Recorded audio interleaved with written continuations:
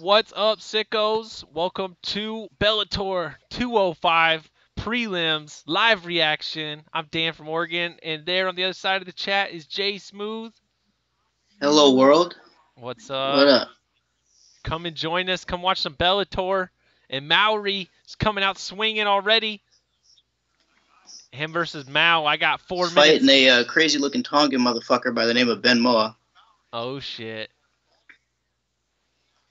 Tongans don't fuck around at all, so hopefully this guy isn't all show. Even though he looks fat as hell. Boom. Okay, I like that. That's looking good. Pull these guys up a little bit. Yeah, we'll pull it down. So we missed 2 fights. The first one, very quick finish. I think it only went a round or 2. And then the second fight, that one just ended. And what do we got? Very good showcase fight for Trice. He should have finished the guy, but at least got the victory. Nice. What's up, Alman, bro? Thanks for jumping in the chat, bro, man. And in just 1 hour and 14 minutes, Bellator 205 will be live for the first time on DAZN. That's right. I signed up for What's up, all man, bro? I signed up for my DAZN trial sponsorship. And so I will actually be watching Bellator live on TV. This will be fucking fantastic. How about that, Jay? For all the cord cutters that want to pay just a couple of bucks, man. They're bringing us what we need.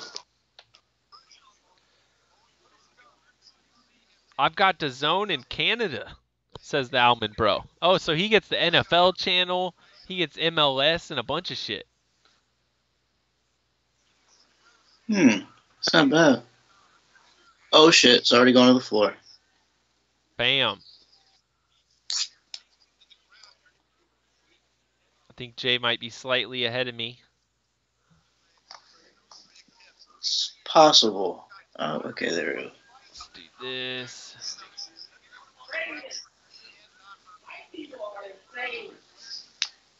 And actually, it's funny you mentioned NFL Ticket because you can get NFL Red Zone for free nowadays. Oh, shit.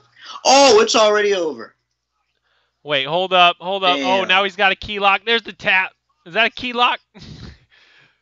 Van Shipman. Wow, it's already over. Bam. Man, doesn't he look like a big... looks like a big old Jeremy Stevens, kind of. Taps out the Tongan. Wow. Okay, so who was that? That was Maori or who? Oh, we don't even got it on the right screen. Here we go. Heavyweight prelim. Wow. Damn, man. Ben Moa, he really didn't have a shot. As soon as dude took a hold of his arm, damn near twisted it, and Moa tapped out quick. Fuck. Jay, look at Got taken down immediately. Oh, what's up? Look at the YouTube screen. Oh, shit. If I had a beard and brunette hair and you were like 10, 15 years older, boom. That's like you and I if we went in a time machine and decided to fight in the future. Exactly. Oh, shit. I'm going to gain like 6 inches in height. Oh, shit. Let's see if the guest screen's still held up. Oh, no. All right, what do we do? There we go. There it is. Oh, yeah. There's the screen. It's like looking into a time machine a little bit. Oh, you know what I need to do? You're on top, but oh, I need shit. to put the other one on top. So let's do that. Boom. There it is. There it is. And then suck it in.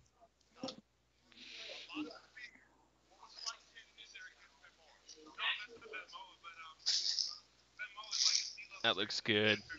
All right, I'm back. Nice. Oh wait, what happened to you? All right. Oh shit. Hold on. Is that No, my no, camera? no, you're good. No, stay where you are. Stay where you are. I got adjusted on my end. All right, cool.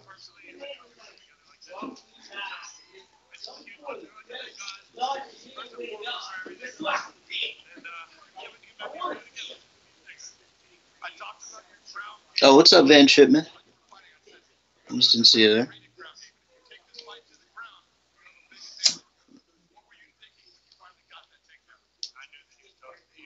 All right. Yeah, let me plug this in real quick. Be right back, guys. Fucking charger came unplugged.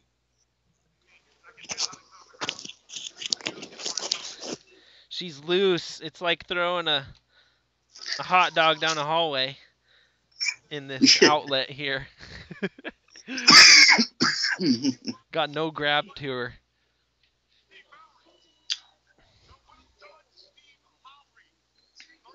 Holy So shit. Oh man, I think they're already gonna rush to the next fight because they're not in any hurry to get this guy out of the cage. They're like, all right, man, make your little speech and then get out of here. I like that. I'll throw him back to the bitch in the red dress. You got a moment. What's Shin Brown got to say?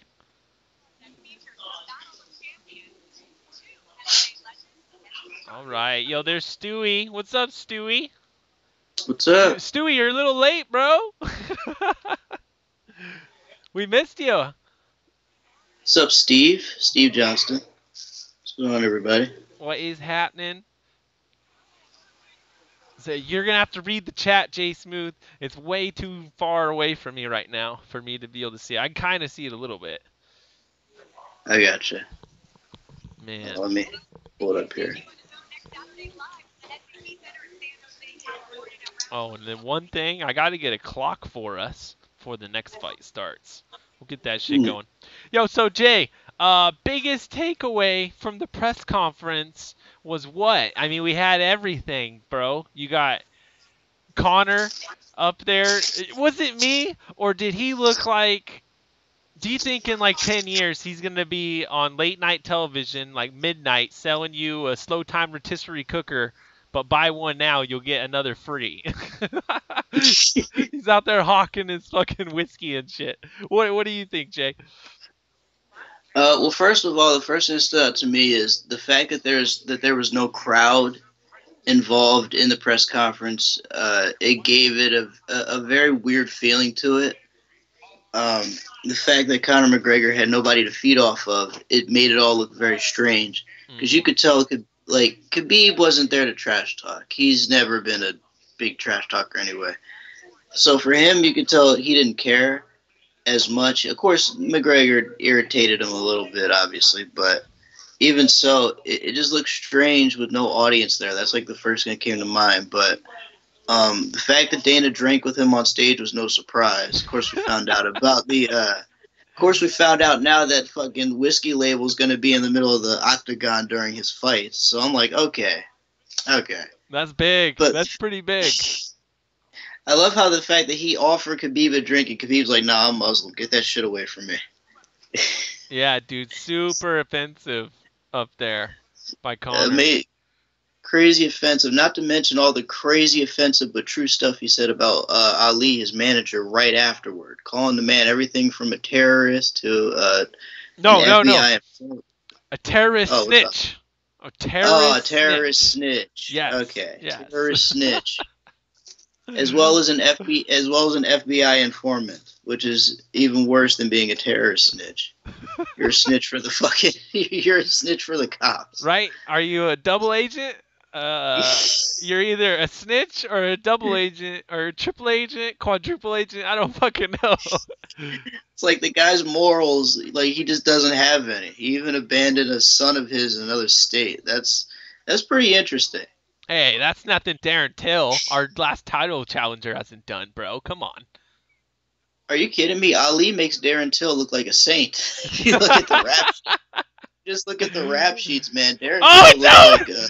Oh, what are they doing? Are you kidding? They're showing replays. They got me. They got me for a second, those sick fucks. They're showing replays of like I don't know if this is before. No, this wasn't before. This might have been the last event or something. Because it's only been like 2 or 3 fights. Okay, this is the one I want.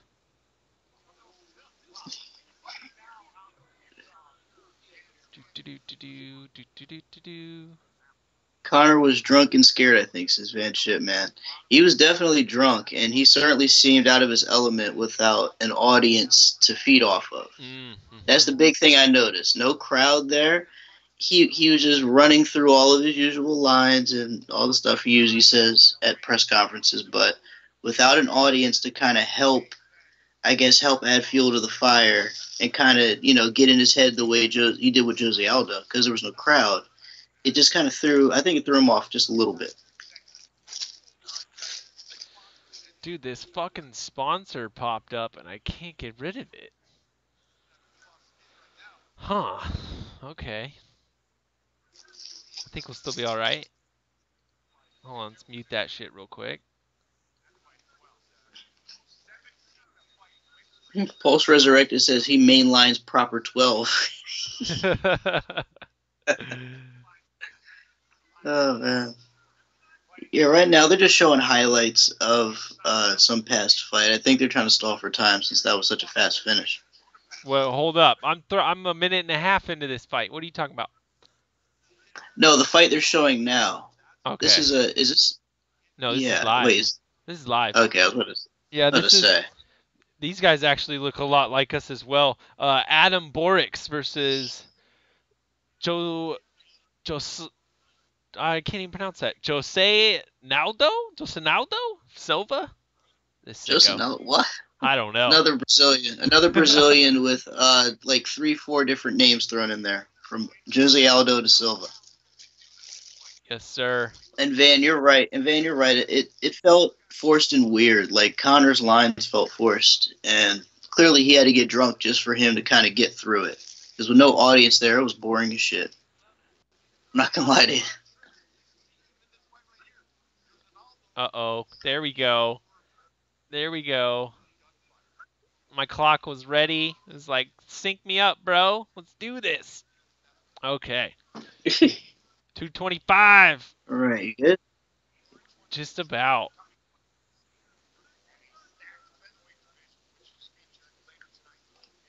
Look at the YouTube screen to see who's who.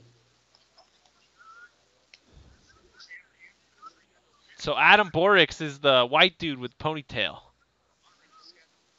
Ah, okay. I was trying to figure out who's who. I'm going to assume the other guy's the Brazilian. I'm not even going to try to pronounce that name. I was going to say Silva, or whatever his last name is. That'll work. Yeah, that'll fucking work.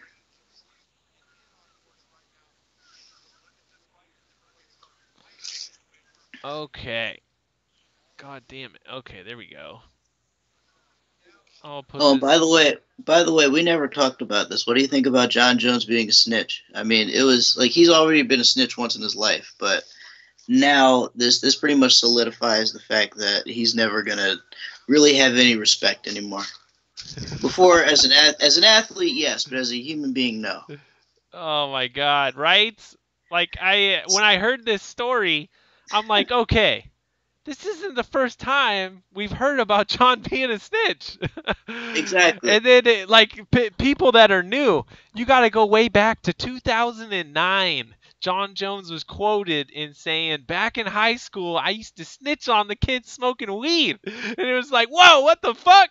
John, you're the best fighter in the world, but I don't really like you that much. That's what I thought back then.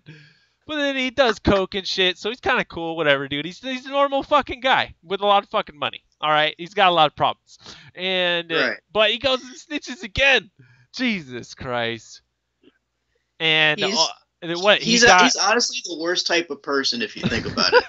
The worst type of human being. Not only does he do bad shit, he snitches on other people that does bad shit. Oh, my God. Man. There used to be a time where snitches didn't get treated well, Jay. I don't know. Yeah, that only happens at the very, very top of the game now, I guess. Seems like it. I mean, I know one thing. Where I'm from, snitches usually don't last too long, especially if you're like a known snitch. If people know who you are, you're not going to last too long. I can't imagine that flies anywhere else, but it's weird that he got rewarded for that. It's almost like an FBI informant. You get rewarded for ratting out who's selling drugs and who isn't. Yeah, yeah. Yeah, it's weird, man. No, only at like the very highest of levels. Cops never rat out other cops, and then the Wall Street motherfuckers never rat out the other dudes up there. Like at the highest highs, they still abide by that code. But it seems like in everyday life, it's like, nah, dude, just give me a little info and we'll give you a little bit less. And fucking, I don't. It's like a pyramid scheme now. One guy leads to three guys. Three guy leads to nine guys. Jesus. Oh man, that's how they took down the mafia. All it took was one snitch, and then the whole family went down. Damn. It always takes one, man. Oh shit, we got round 2 already. Let's go, baby. All right, my round 2's underway now. How far behind am I? I'm at 452, 51. Let's see, 251. No, I was at 4. Oh, 451. Okay, I'm you're not at 43, 42, 41. Okay, I'm at 35 now. Yeah, so you're about 5 seconds ahead or so. Yeah, about 5. Cool. Sometimes I actually like that because I will never miss a really good moment. As soon as you react, I'm like, what's happening? That's exactly how I feel when you're ahead of me, man. I'm like, okay, I know something's going to happen. Jay, man, did I ever tell you that I bought Jose Aldo versus Conor McGregor on Fight Pass? And when you do that, you're a minute behind. And I'm hosting a watch party. And right. For some reason, fucking right in between the co-main and the main event, I just flipped on Twitter real quick. And as soon as the fight started, right before that, I looked down and everyone's saying, what the fuck? And I said, what the fuck? He's gonna do what? And everyone's like, what? And then we all look up and KO, and they're like, oh man, you kind of ruined it. And I was like, wow. We knew something was coming, and I was like, no. Oh man, that's the worst. Yeah. Don't ever check your social media. Wow. Yeah, never check it during a fight. Never. No. Oh man, I've done that before. It's weird because like I'll watch like a football game or something, or I'll even watch a fight that I'll stream online. And if I know the result beforehand, it just totally ruins the moment. It's yeah. Oh yeah, cause when I watched Bisping knock out Luke Rockhold, it was just like, what the fuck? What the fuck just happened? And everyone's saying that is the same thing at the exact same time. Oh shit. Or I remember being at the bar for Henderson and Bisping, and as Bisping got announced the winner, everyone just started booing. Boo! Fuck the British guy! Because they're super crazy at the bars. Oh man, that's amazing. All right, Jay, what's happening in the fight? Give us some commentation. Oh man. Okay, so far Silva and this other guy, the white guy. I already forgot his last fucking name, but these two are pretty much they're standing up. They are trading strikes, but they're not hurting each other. They're just kind of landing for points. The Brazilian is utilizing more Muay Thai. He's kind of mixing up his strikes a bit, while the other guy is straight boxing. So, yeah, Borix versus Silva. Okay, Borix. Yeah, the one bleeding his own blood. Oh, good kick there by Silva. Borix ate it like a champ, though. Oh, Silva diving for a leg, just missed, and now they're both back up. Already tried to take him to the floor, and just no luck right there for Silva. And they're back right in the center of the cage. Yes. Oh, big kick by Silva, misses right there. Man, Brave has a cage exactly like Bellator, essentially. They both do the round circular thing. They got the center line just like that too. It's just maybe like is Is What? it a smaller cage or is it like the same size? You think? Maybe it's like 2 feet smaller in diameter. Nice. I really like the smaller cages because it enables a lot more combat. Mm. And That's the one thing I don't like about the big ones. Too much room to run. yeah, especially for this fucking smaller guys. Absolutely. Oh, 2 hard knees by Silva lands. Now they're right back in the center. Boom. 45. Oh man, this one's almost over. This round's almost over. This is like an old man, a little bit smaller cowboy. Is what we're looking at, the Brazilian cowboy. This one's balding Absolutely. up top. Ooh, and then young Borix is taking a beating so far. Can he take this beating, learn, and adapt, though? Borix just had a kick caught. I'll tell you what, though, so far he's kind of getting schooled just a little bit by the veteran. Veteran's taking it to him. Borix is tough, though. It's tough as shit. Let's see if we got the record here. And now Silva's showing off in front of him. He's sticking his arms out and saying, what? What are you going to do? What do you have for me? Did it twice, and now the round's over. Yeah, Silva's having a good time out there. I think this might be his fight, unless something crazy happens. So 7-0 is Borix, and 25-6. Jay, you called it exactly. The veteran versus the young up-and-comer. These sickos are down at featherweight. Damn. And Hungary versus Brazil. 7-0 in a weight class. That is an accomplishment, but man, he's gonna learn a lesson from this fight probably. I think we saw some undefeated guy earlier at Brave, and there's this guy named Deadshot, this Russian, who came over and just freaking knocked out this other guy. It was pretty awesome. I was like, nice. I think he was a Dagestani coming over to Brave. Oh, I'm seeing the replays right now.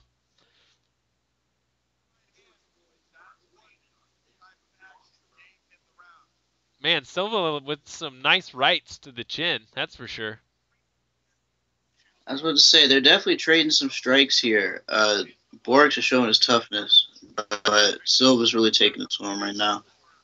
Even though Borix doesn't back down. Oh, what's up? What's your clock? We'll sync up with you. Okay. And it just started. 4:58, 4:57, 4:56, 4:55, Boom, I got it. 4:53. We're good. All right, good stuff. We're in the sink, like 30 dishes. Right, Steve Sparks? Damn right.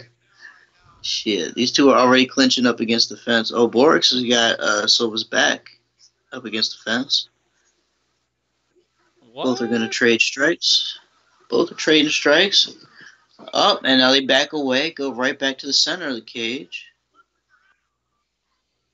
Silva is not really moving too much. He's just kind of standing stationary, but he's utilizing a lot of kicks and punches. Definitely looks like he's relaxed. Borix is actually using a lot more movement, but not getting too much luck because Silva's catching his kicks and is dodging most of his shots.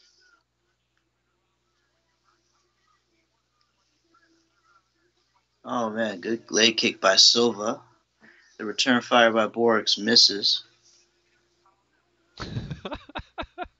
Oh, man, they just hit heads? Wait, hold on. Silva says timeout. Looks like we might have an eye poke here.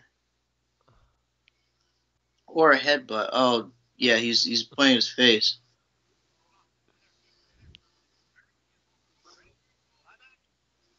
Let's see what this is. Oh, that's a clashing of heads. It's like a goddamn time machine, Jay. If me and you were in the cage, this is what our profile pictures would look like. I'm going to be like, I'm going to braid my fucking hair. Oh, shit. Oh, Borix is going for a choke on Silva. Oh, man. Oh, he's got it in deep. Uh-oh. What happened? He's on his back. It's over. It's over. Silva tap. What? Wow. Oh, shit. Comeback victory for Borix, man. He rushed Silva after that break, took his back, locked him, basically a body lock, took him to the ground, synced him, choke, and Silva tapped out immediately. Man, Completely. he got the neck before anything, before the hooks, before anything like that. He's just right behind him with the neck like you would to your buddy. Ah, but then Seeker Hinkson, you're done, buddy. Hey, look at that. He straight pulled him into it. He basically pulled him right into it. Then he got the hooks in. The man just fell down, tapped immediately. He's like, fuck this. Get this man off of me. Wow. Hungary outdoes Brazil tonight. Is still undefeated. I tell you what, Silva probably would have won this fight on the cards. He was winning up until that point. Yeah. Oh, big time. Wow, what a comeback. In the third round, right? Third round. That's a third round submission right there. How about that? Got some nice experience. Ended up pulling it out in the end. A nice test. That's a good test for a prospect, dude. Hell of awesome experience he just got right there. That's better than 5 cans that you fight, you know? Absolutely. Especially when like you're in trouble. Like you said, man, when you're actually in danger for the first time in your career and you have to overcome it in order to get a victory. You learn a lot. Definitely learn a lot. Hell yes. I'm surprised Silva, being the veteran, allowed that to happen, though, because you would think all those fights, you would be a little more hungry to go in for the kill when you have it. But, man, what a comeback. Yes, sir. Uh-oh. What's going on here? Uh-oh. Here's Jen Brown. Great fights still ahead, and as you just said, 4 incredible fights are going to be coming your way on Paramount Network. That's live at 9. Paramount, I got it on DAZN, lady. I don't know what you're talking about. What's this Paramount? Oh man, surprisingly I have it. I don't know how long though, but I don't know why or how long I'm gonna have it, but surprisingly I do. Well, that's awesome. Good news. Hey, good news for you though. You'll be able to watch Chael and Fedor. I think they're showing that on DAZN, aren't they? Yeah, dude, this is groundbreaking. We get freaking this card, and this is just a freebie. This was just the day before Anthony Joshua versus Pumpkin, and so they threw it in because the whole launch is supposed to happen next weekend. That's why they're not even really marketing it right now. But yeah, Rory, that fight, the Wanderlei and Rampage. And those two are both getting marketed on the same level. Mousasi, it says actually Rampage, Silva, Mousasi, and Rory. That's how I've seen it marketed. Yeah, man. They're actually giving it equal opportunity promotion. You don't see that too often with big MMA companies in North America. They probably should, dude. If that's what's going to bring the most eyes, then do it. If you, I don't know, like UFC 200 when you put Nunes at the top. That was a mistake. You don't do that, dude. Like, wasn't fucking Lesnar on that card or some shit? I believe Lesnar was on that card. He fought Mark Hunt, and then they had Nunes close out with Misha T. That's not. It's not proper card management. It's not, man. Oh, and Pulse asked me, who do I have, Povetkin or Steroid Boy? Dude, 246 pounds versus 222 pounds. What's funny is this is a steroid fight because Povetkin failed a steroid test before he was supposed to fight Wilder, and it never happened. Really? You know what? Yeah, man, it was supposed to happen in Russia. Povetkin failed a drug test. Wilder refused, and Povetkin ended up knocking out some opponent while the drugs were still in his system. That's a true story. And so this is next level shit. How have I not known about this? This is European boxing now, man. They're letting everybody take drugs over there. You know what though? I am gonna choose. I'm gonna go with Joshua. I'm gonna go with the original steroid boy over the Russian who got caught. Yeah. What's fun? Even though I should say both guys are Olympians. Povetkin, I think, won a silver medal, and I forgot what Joshua got, but I know they're both Olympians and they're both very high level. But Joshua's probably gonna dominate this. I think the fight with Klitschko really took his game to another level because he was in serious trouble in that fight. So I think like in the future, even when he fights Wilder, he's gonna try to make sure he doesn't, find himself in that situation again. So I'm gonna go for Joshua. I'm gonna say decision here because the Russian went on the juice. That chin is too strong to crack. So I'm gonna say a decision for Joshua. And Wilder, he says Wilder beats both. Oh wow. I agree. Wilder would beat Povetkin. Wilder beating Joshua is still a toss-up, but I'd probably pick Wilder just because he's the American. There you have it. Bam. Then again, Wilder has to get past Tyson Fury first, and I believe he will, but Tyson Fury's no joke. He hasn't lost. Honestly, I've only seen like a fight or two of each guy. I thought Joshua looked better to me. Wilder comes in with just like this looping shit, not much like in terms of technique that I saw. Maybe I'm totally wrong. Joshua was bringing a whole country behind him. That's where the people go to fight, is to Joshua's hometown. And to fucking pack in Wembley, like that's the first time I saw it. I was like, he's doing what? And yeah, he's got a big time crowd behind him. That's the thing, though. He's never fought in America, so but I like it that way. Why? That's true. Because why he take could the guy? stay on his. Oh, go ahead. It seems like if you're the A side, they should come to your fucking hometown. Like 9 times out of 10, that's what should happen, because your fans love that. When you really want to grow your brand, then you step into New York or whatever, And so, yeah, that would be cool. But I think it's so much better. Think about how much it costs a Russian or an Irishman to go see Conor fight in Vegas. That's fucking insane, dude. Like once in a lifetime is what most normal person's gonna get, maybe, And Joshua brings it hometown, and they're like 80,000 strong. Ah! Going nuts. Whoa, is that the end of the fight? Or is that a replay? Nah, that was a replay. Oh, I believe. Dude, they keep getting me over and over. Pulse does make one good point. Wilder has KO'd all of his opponents, Dan. AJ does. Well, Wilder has KO'd all but one. The first time he fought Stiverne, they went to a decision, but he knocked him out in the second fight. AJ, I think he's only been one decision. That was Joshua Parker that I can remember.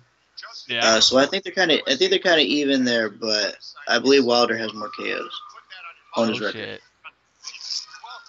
Let it be known. All right. Oh, all right. So we're already into this fight here. Nothing has happened yet, though. Yeah. Where's your clock at? 4:20. 4 minutes now. 3:57, 3:56, 3:55, 3:54, 3:53, 3:52, 3:51, 3:50. Okay, close enough. Boom. All right, cool. Oh yeah, that's definitely right on cue. Oh shit. Well, do us just a slight favor, turn it down. Oh, there we go, Jay. You're good. Yeah, I just realized that. Let me turn it down a little bit. No, you're good. I can't hear nothing now. Nice. Not too much has happened in this fight so far, though. Oh, guy goes for a jumping knee, but he didn't commit to it. Oh, and so this is Vince Morales versus Justin Hugo. Hugo with the beard. Hugo with the beard, and the other guy's who? Vince Morales. Morales. Okay. And let's check out their records real quick. Prelim fight here. Another featherweight occasion. 7-2 versus 3-4. Damn. They're giving Justin Hugo, the 3-4 man, a chance. 3-4? Yeah, how about that? Oh my goodness. 3-4 and they let you fight in Bellator? What the hell? Hey, bro. Artem Lobov is the fucking GOAT, bro. All right? Yeah, but that's because how's his record any better? Oh man! You tell me how 12-13 is better than 3-4, and I'll start and listen. I'll tell you what. I'd rather have like a Mark Hunt type of record than an Artem Lobov type record any day. Just give me like the record where I've knocked people out, but I've been knocked out a ton of times too. I'll take that over being a punching bag. Yeah, fucking Mark's a fucking legend. Oh man, he is a legend. He should go to Ryzen. Like him getting choked out against Alexei Oleinik. First of all, I didn't think Alexei would drop him. That surprised the shit out of me. But to see him just get choked like that, I'm like, damn man, you're done. At least in the UFC. Dude, we talked about that right before we signed off. I was like, I kind of see fucking Alexei taking it, dude. I don't know. And you know what it was? When they like shook hands and did their bro hug and everything on stage, Alexei had a fucking wrist control that whole time. I think he was testing him, man. He's like, I could do this. His bones aren't too big. He took a powerful shot from Mark Hunt and kept pressing forward. He stumbled. He staggered for a second. He did. He staggered. That's true. And I was like, ow, you just took a Mark Hunt punch just like that, huh? Okay. Oh, man. As soon as he took that, I was like, oh, shit. Dude, this is going to be ugly. And now he's got respect from everybody. He's like, you put some fucking respect on my fucker. Like, you just took a Mark Hunt punch. Okay. You got it. What's up, Mike H? Mike H is here. What time is it? Oh, I think I know what time it is. Well, actually, I could be wrong. What time is it? Is it smoke time? I believe so. Might be. Okay. 4:20. Oh, I was right. You were right, Dan. It is. It definitely is. Boom. Okay. I think we got a nice setup right now. Bellator. I like what we got going on. A quick access record with some pictures. What's going on with Morales, though? He's getting beat up by Justin. This isn't supposed to be happening. Yeah, you can't let a guy with a 3-4 record kick your ass. That should never happen. Yo, and are you guys having any troubles pulling me in at like 720p?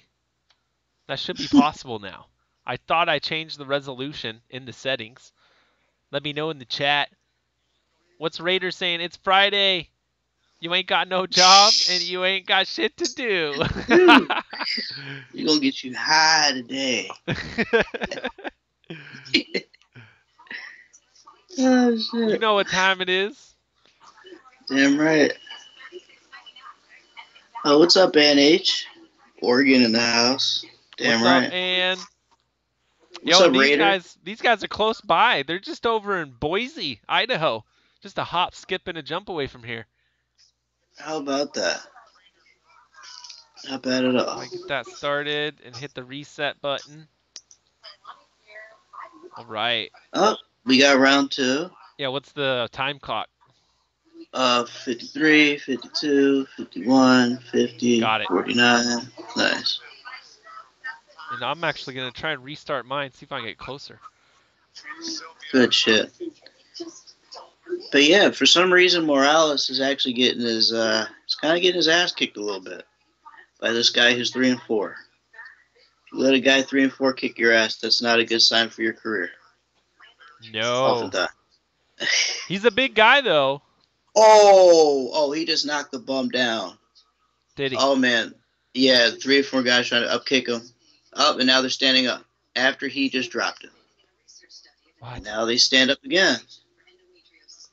By the way, did you see James Gallagher's tweet after that press conference talking about how they should be drinking some whiskey to Connor's future victory? No. What? Yeah, he got destroyed on Twitter for talking shit. He's back to talking shit again. Seems like he didn't learn his lesson yet. Okay. Well, this could get fun. Oh, it definitely could be. I'm waiting for him to fight again so somebody can knock him out again. Fucking Gallagher. You would think McGregor gave birth to him. He talks just like the guy. Oh, man. 2 double front kicks, and oh, wait a minute. We got a timeout here. And the 3-4 guy, okay, he got kicked in the nuts. They both went for front kicks, and the can got kicked right in the nuts. Okay. That looks like it hurts. We have a halt in time here. Oh, that was a push kick. Damn. Looked like he tried to hit him in the stomach, but ended up hitting him right in the nuts. That shit hurt. God damn. Basically stomped on his nuts, man. That shit hurt. Trying to walk it off. Referee's giving him some time to walk it off. Yeah, he's probably going to need a moment or two. That looked like it hurt. Boom. Yeah, I can see him walking it. Yo, and we got the big man with the chops, the mustache chops coming down. Oh, he has like the braided mustache. Oh, now we got time back in. What is that? The Yosemite Sam? Yeah. The braided Yosemite Sam mustache? Ugh. Let's see. Oh, shit. Morales is already rushing him. Oh, he dropped him. Oh, man, he's swinging right at this guy. Now he just took him down. And he backs up. He says, stand back up. Basically, What? Morales is about to bum rush this guy. He says, no, I want to stand this up. I want to finish you standing up. Oh, damn. The can just threw like a side kick and a sloppy back kick. He looked like the Chris Weidman shit. But he fought Luke. Yeah. And now he goes for a sloppy takedown. He shoots in for a single leg. Morales just shakes him off. And he's like, what was that shit? Now the can is in serious trouble. Oh, he just takes a punch right to the face. A straight left. He's kind of backing away a little bit. He's throwing another desperate sloppy kick. I think he might be recovering pretty good, though. Because he was hurt. I think so. Oh, he threw a right hand at Morales. That would have been, probably would have dropped him if he had landed it.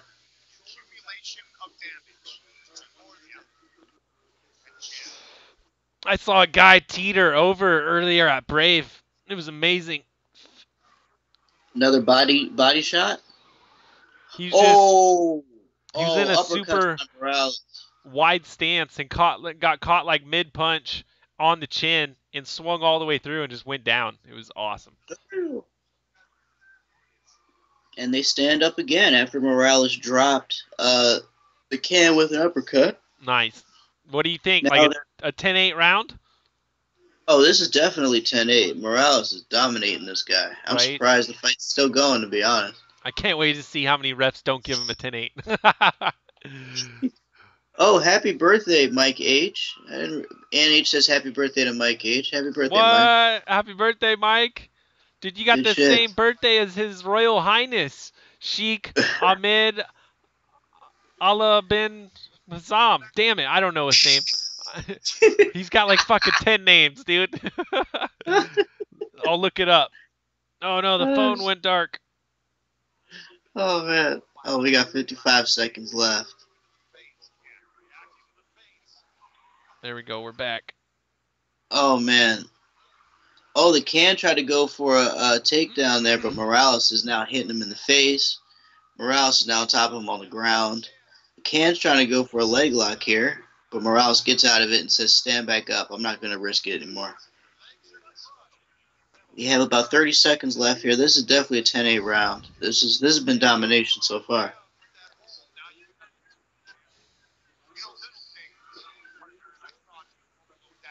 Oh, good kick to the body by the can.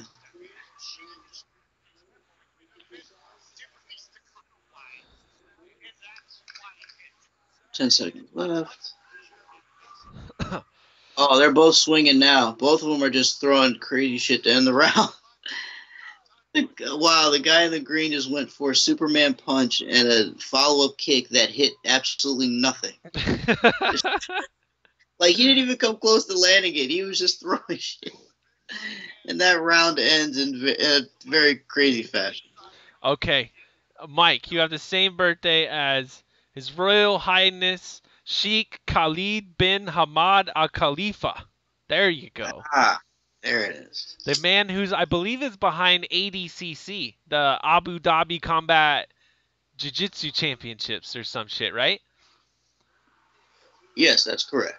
Yeah, he was like very deeply involved in that, from what I can figure out. And then only 31 minutes. Bellator 205 main card starts. Oh, Pulse dropping in a question: Santos or Anders tomorrow? Oh shit! I want to say I want to say Santos, because I like to see what his run at 205 will be like, but Eric Anders is going to be kind of tough. That's kind of a crazy matchup for him. I might have to lean toward Anders on short notice. Oh shit. Yeah, I may have to do it. I want to see what Santos can do at 205, but I don't like this fight for him. How about that? So, who was originally in the main event? Glover and Manoa? I think it was Glover and it was Glover and Manoa, I believe. Then Glover got hurt. Then Manoa was gonna fight. Yeah, Manoa was then gonna fight Santos, and then Manoa got hurt. And then I think Corey Anderson maybe was gonna fight, but then I know he got hurt, and then they ended up with Anders. And then some other shit. Fucking Ponzinibbio and RDA or somebody big was supposed to fight, and they got pulled off for like the Argentina card or something. Oh, and by the way, Renan Barão missed weight by I think 4 or 5 pounds. No. 6.75.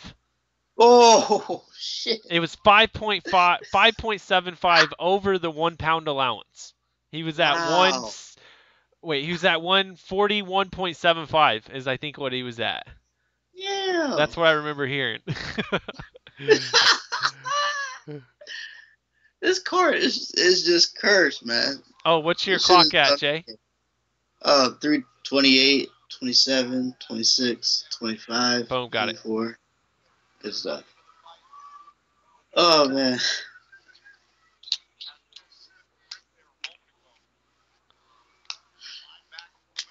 Oh, the can goes for another takedown and misses. Now, these two have been on the feet, and this has been Morales' fight. At least the past 2 rounds it has. Nice. And now the can is going for a clinch up against the fence. Hell yeah. Yo, so Mike H., what do you got planned? What have you done for them this fantastic birthday of yours? Anything special? Let us know. Back to the action. Yo, how about the Turtles sponsorship on the cage there? Oh, man. Oh, I didn't even realize that until you just pointed it out. I just saw it. There's all the regulars, Dave and Buster, Miller Lite, Monster, everyone we've come to recognize. And then, of course, Assassin's Creed. And the annual Assassins. Oh, man. Morales has got this guy on his back now. Yeah. The can's on the ground, taking shots. Oh, he's going to let him up. Oh, I was going to say, he's finally fucking staying on top, trying to do more ground pound than we've seen. But nope. I'll tell you what, every time it's gone to the ground, Morales is like, no, I want this to go right back up. Just stand it up. And the other guy's like, oh, shit. Like, he just has that look in his face. Yeah. Looking good so far. Absolutely. This is definitely Morales' fight, though. He should be able to take this by a decision. He's just got nice, clean, quick, short shots on the inside that meet fucking this, what's his name? Justin Hugo before he can even land. Oh, man. Now Hugo's right on his back, and then Morales is like, nope, stand up. And they're right back up. Hugo, like while he was laying on his back, put his arms out almost like he says, come on, let's go to the floor. And Morales is just like, nope. You can definitely tell whose fight this is. Oh, nice big overhand right by Hugo. Oh, now they're exchanging. Now they're starting to exchange a little bit. Right back at the center. Oh, and now they're standing right over the Turtles logo. How about that? Hugo is basically backing up. Morales is backing him up. Oh, overhand right by Hugo just misses. Morales is going to take the back and actually slam Hugo to the ground. I'm surprised he wants to go to the ground after refusing the entire fight. Now, Morales is on the ground, and he's starting to get some top control. I guess maybe he's a little tired. One would suggest. He's definitely going to win this fight, though. He's just going to hold top control here. Oh, wait. Hugo's going to spin his way out of it. He's going to eat a knee on the way up. And that is the fight. Nice. Very good fight. Hell yes.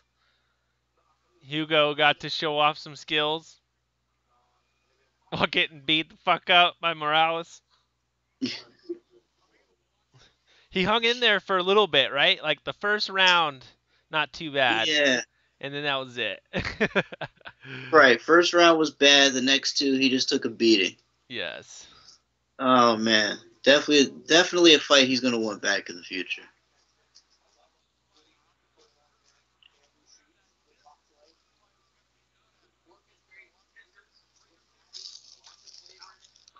Boom. This should be Morales' fight. No question. Oh, what's up? I wonder if this was another hometown guy. Because one of the first ones, what was his last name? Trolino? Might be. Yeah, that does sound like Trevino. Trevino was who it was. And this guy was a hometowner from Boise. And it looks like they got a bunch of local talent here. I wonder how packed it is compared to the UFC. UFC was packed to the gills when I was there.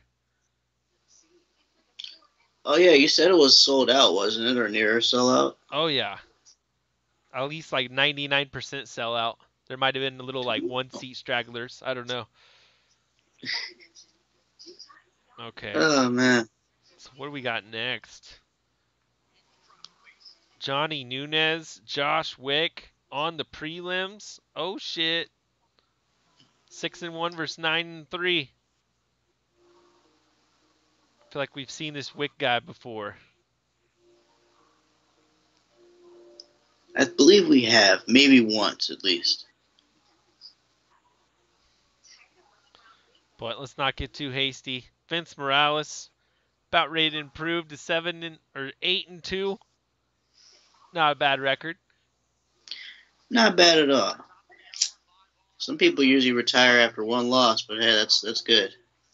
He's actually on the right track. And actually watching this fight, I don't know how his ground game is. He didn't want to display it, but he looks like he has a bright future. Boom. And they're showcasing 145. But then again, he handled a can that was 3-4. So, I mean, that's like as far as his combined opponent's record, it may look a little sketchy as far as his career, but hey, a win's a win, right? Yep. Ultimately.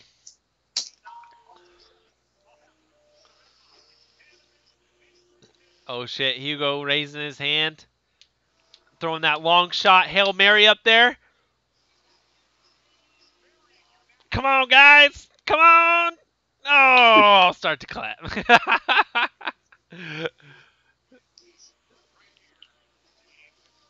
What a sicko. Morales. What's up, drunk savage? What's up, drunk? I don't think that's the guy that knocked up Misha Tate, but I know who you're talking about, though. I don't think that Morales is him. Or the next Nunez, Johnny Nunez? Oh, Johnny Nunez, yeah. I think that's the guy. Maybe. But he's in Bellator? I don't know. I think he might have... I thought he was a stay-at-home dad now that he scored Misha. Shit. There's a baby at home now, though. You gotta get out of the house just so you don't go crazy. That's a good point. You need to get... You need your sanity at all costs, so you're right about that. Yeah. Oh, shit. So, also tonight... Oh, shit. We had a Patricky, bro? Yeah, he's fighting... Roger Huerta. The old man Roger Huerta. Oh, man. I wasn't even paying attention. I'm like in autopilot mode sometimes. Damn. That's all good, man. I was mentioning to you earlier that... Yeah, I remember. I totally remember. That Roger Huerta is actually fighting tonight, as old as he is. Damn. 24-10-1 overall record, man. My goodness. It's not bad. How about that? They're pumping their social medias right now, so why don't we pump ours? Follow me at Dan from OR. Follow Jay Smooth at Jay Smooth. What's all the numbers, Jay? 0619. At jsmooth0619. Boom. And if you want to follow the MMA Buds on Twitter, at MMA Buds, go give them a follow. Definitely, the channel appreciates it too. But Damn right. most importantly, like this shit and share it all around, far and wide. Facebook, Reddit, all that good shit. I've been And make sure you. neglecting Oh, my go ahead. Instagram a little bit. I should be pumping this shit on Instagram. I gotta make an Instagram actually. Now that you mention it, Let's do it. I gotta join in on it. Yeah, You definitely. guys can have the behind the scenes. Let's go straight to Twitter. Copy the tweet. Oh, yeah. Let's just do it like this. But Jay, are you on Instagram? I am not actually, but I need to. Okay, so I'll just have to untag you. Yeah. So it'll make more sense to the people. Right. Right. Copy it. Instagram. Drunk Savage, happy birthday, Mike! Oh, and we're having a deep conversation with Chael right now, huh? What are we talking about? Oh, Robin Black, one-on-one. Check this out. Oh.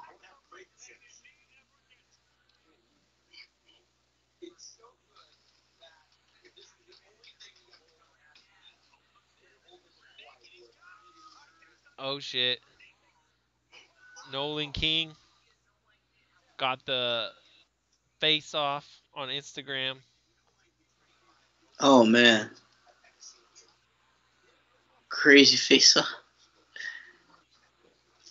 McGregor definitely was drunk and talking all sorts of shit the way you would expect. Man came in fired up. I like the fact that he had both a bottle and he had a flask, like a mini bottle. Right? Just in case they took one of them. Right, just in case he took one of them. He's like, I'm going to get drunk on this stage, whether you like it or not. He's like, you're liable to take my shit. I would take my shit if I was you too. But like, yeah, you can't have a glass bottle. You swing that over someone's head or something. I was waiting for him to throw it over at Khabib, to be honest with you. I thought he was going to try to chuck it at least.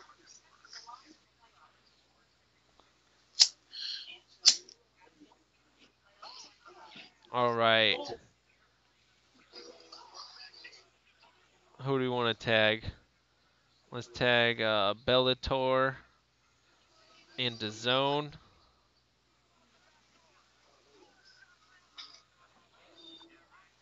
That's right, sickos. Share that shit. We're done. Damn right. Oh yeah, you're doing prelims tomorrow too, aren't you? What are you doing tomorrow, Jay? You got plans? Maryland plays at noon over here, so I'm gonna be checking right after that shit. The Maryland game. What do you think? After the Maryland game, I'm not gonna do shit because I'm gonna be waiting for Joshua Povetkin in for UFC Sao Paulo, so I'll be around. All right, let's do it. All right, I'm in. We'll do prelims tomorrow. I'm in for that. I think Joshua Povetkin starts around the same time the UFC fight card does. That would make sense. I saw that Joshua Povetkin starts about 8 p.m. my time. So for you, that's probably about 4 or 5 o'clock. I'm going to guess. I would think, hopefully, that main event will happen right around the time of the thing, and we can have both screens going. And that'll be perfect. That is a good point. Yeah. That's going to be wild. Freaking Fight Pass and DAZN. Kaboom! Fucking going to be madness. It's going to be complete madness, man. The only good news, though, usually, well, with boxing undercards, it's hit or miss. Usually the undercards in Europe tend to be better than the ones in America. So we might actually be in for some entertainment tomorrow. Possible. Hell yeah. Because the Triple G Canelo undercard was actually surprisingly good. I'd say it's the first boxing undercard in North America that's been exceptional in a long time. The Triple G Canelo? Yes, because it was essentially 3 knockouts. And then it was like a long wait before the main event, like a long wait. That was insane. I wasn't Yeah, waiting man. around the whole time. I stumbled in It was towards the middle or something. It's funny because like the undercard, it was basically knockout after knockout. It was actually, going along fast. So I thought the main event would start fast, but nope, they stalled like a motherfucker. No, there's time restrictions you gotta stick to, man. Because there's probably people out there that are only picking up the main event. That's true, and they probably didn't anticipate everybody getting knocked out within like basically barely over an hour. Yeah. Well, so these prelims, like Bellator loves to do, I believe are going to be saved for after the main card goes off, and they'll do some post-lims. Because it is technically kind of on the west coast. Being in Boise, that's pretty far. I think they might play them afterwards. We definitely didn't see some of these prelim fights. And I think we're waiting for this main card to start in like 15 minutes. Yeah, it's some weird shit, man. Like, why have post limbs? I don't understand that. Boom. Yeah, I don't know. Let's see. Oh, Michael Anzalone says, why do boxers make more money than MMA fighters? Well, most of them. Oh, the Ali Act's got something to do with it. I think the sport's been around 80-something years. That's got something to do with it. I think ultimately, besides the top couple of guys, though, it's pretty damn similar. What do you think, Jay? Yeah. A little bit. Like, there are some boxers that are lower level that actually make more than a guy that'll main event a UFC fight night. Like, it's some weird shit. Like, they'll have a guy that's on, like, HBO Showbox After Dark at, like, 1 o'clock in the morning where nobody's watching. And he'll make more money than the guy who just headlined a UFC fight night in Argentina or somewhere in South America. So, yeah, I think you're right. It's just the Ali Act has a lot to do with it. Promoters in MMA have more control over the fighters than promoters in boxing do. Yeah. And Van Shipman asks a good question. Who do you guys think will headline UFC 230? I mean, I don't even know, dude. Nathan Poirier. Apparently, apparently it won't be Woodley and Covington. Fucking Woodley's gonna be out for 12 weeks. Wait, what? Yeah, you didn't hear about that? No. Woodley had hand surgery, so now he's going to be out 8 to 12 weeks, so he's going to miss the deadline. All right, so he can't make New York. Does that line up for the New Year's card, or are they going to save it for ESPN? Fuck. If they were smart, they would save it for if you want to launch ESPN, I mean, what better way than a blood rivalry, right? Than a blood war. I don't know. I think they would see that as taking a huge risk. ESPN does not want the Trump guy to win, but what if he does? I don't know if they would risk that gamble. That's true. If the Trump guy did win, everybody at ESPN would. Oh man, the fucking backlash from that would be insane. Oh yeah. Every reporter would probably try to protest their own job just because of that victory.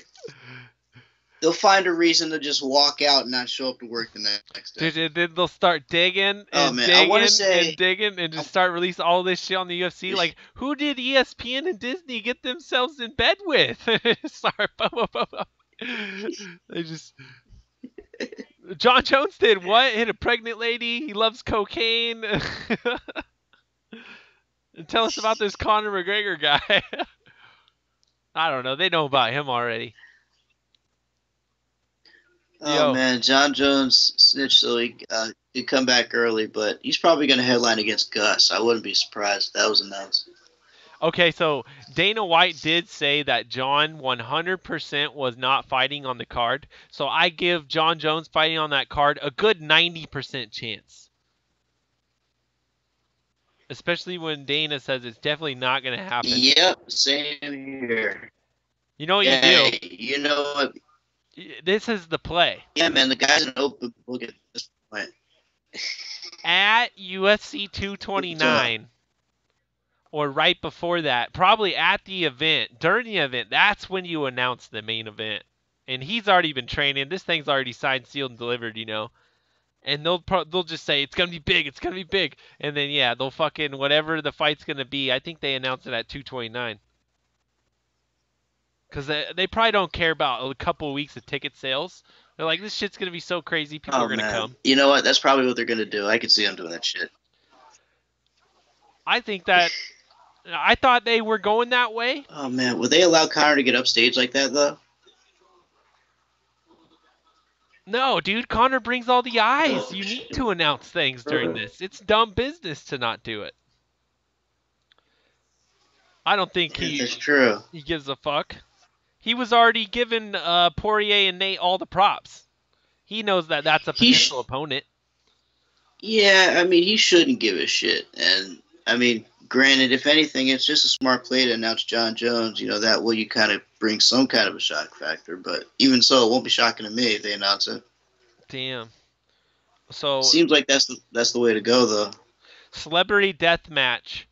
John Jones versus pregnant lady, but here's the hit. She gets to have the car, too. Oh, shit. It's gotta be fucking out dodging cars and shit. We'll have it in the stadium. Oh, shit. John destroys the car, doesn't he? Right? Oh, he damn sure does, man. He destroyed a whole car at once, didn't he? A couple. He got one like completely canceled though that I remember. Yeah. Like the entire UFC event said it's just not gonna happen. Oh man. So this is the DAZN timeout is what they're calling it. I don't know if they're showing this on Bellator. Are you watching this Chael Sonnen interview? They're showing that along with previews of the main card, so my guess is all the prelims are done. Yeah, I think they turned into postlims. It all depends on the pacing, on how many they can fit. Which I think is pretty cool. It's only 4 main fights, so my guess is it shouldn't take long. Mm-hmm. I don't know why Roger Huerta should be going to decision against anybody in 2018, to be honest with you. That fight alone should take like 2 rounds. Gotta bring the eyeballs to Boise, bro. Gotta do it somehow. I'm giving DAZN the viewership myself, trying to do my part. Everyone, I don't think I got a link, but I got DAZN.com or something down below. I think I put that link down there. Link in the description. Check that out. Smash the like button. Hit subscribe. If you want to hang out with me and Jay Smooth tomorrow for the UFC prelims, come back and hang out. And I might be too tired to do it. I don't know if I can do this one championship card as well. I might save my energy. What do you think? Yeah, Jay? you might have to. You know what? You may have to save your energy, but if you do change your mind, shit, I'll help you out. Okay, well, I think if I can get up early. I think those are like a 8 or 9 a.m. thing your time. Yeah, maybe like 9 a.m. I don't know. Oh man, okay, let's see. Fuck it, you want to play it by ear?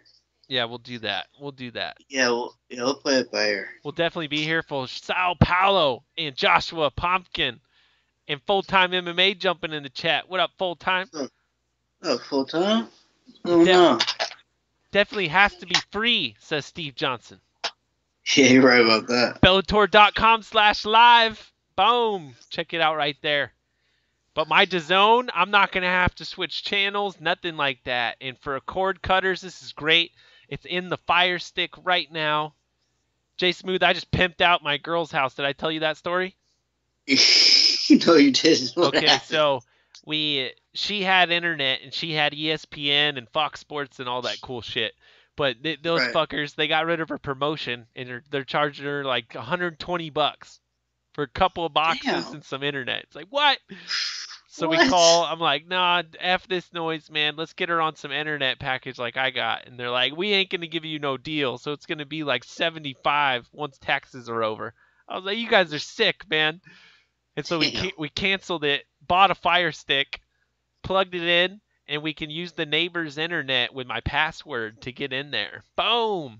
And so now we're Nice. Netflix. Now we got DAZN, Fight TV, and everything. We're good. We're good. We're golden. Good shit, man.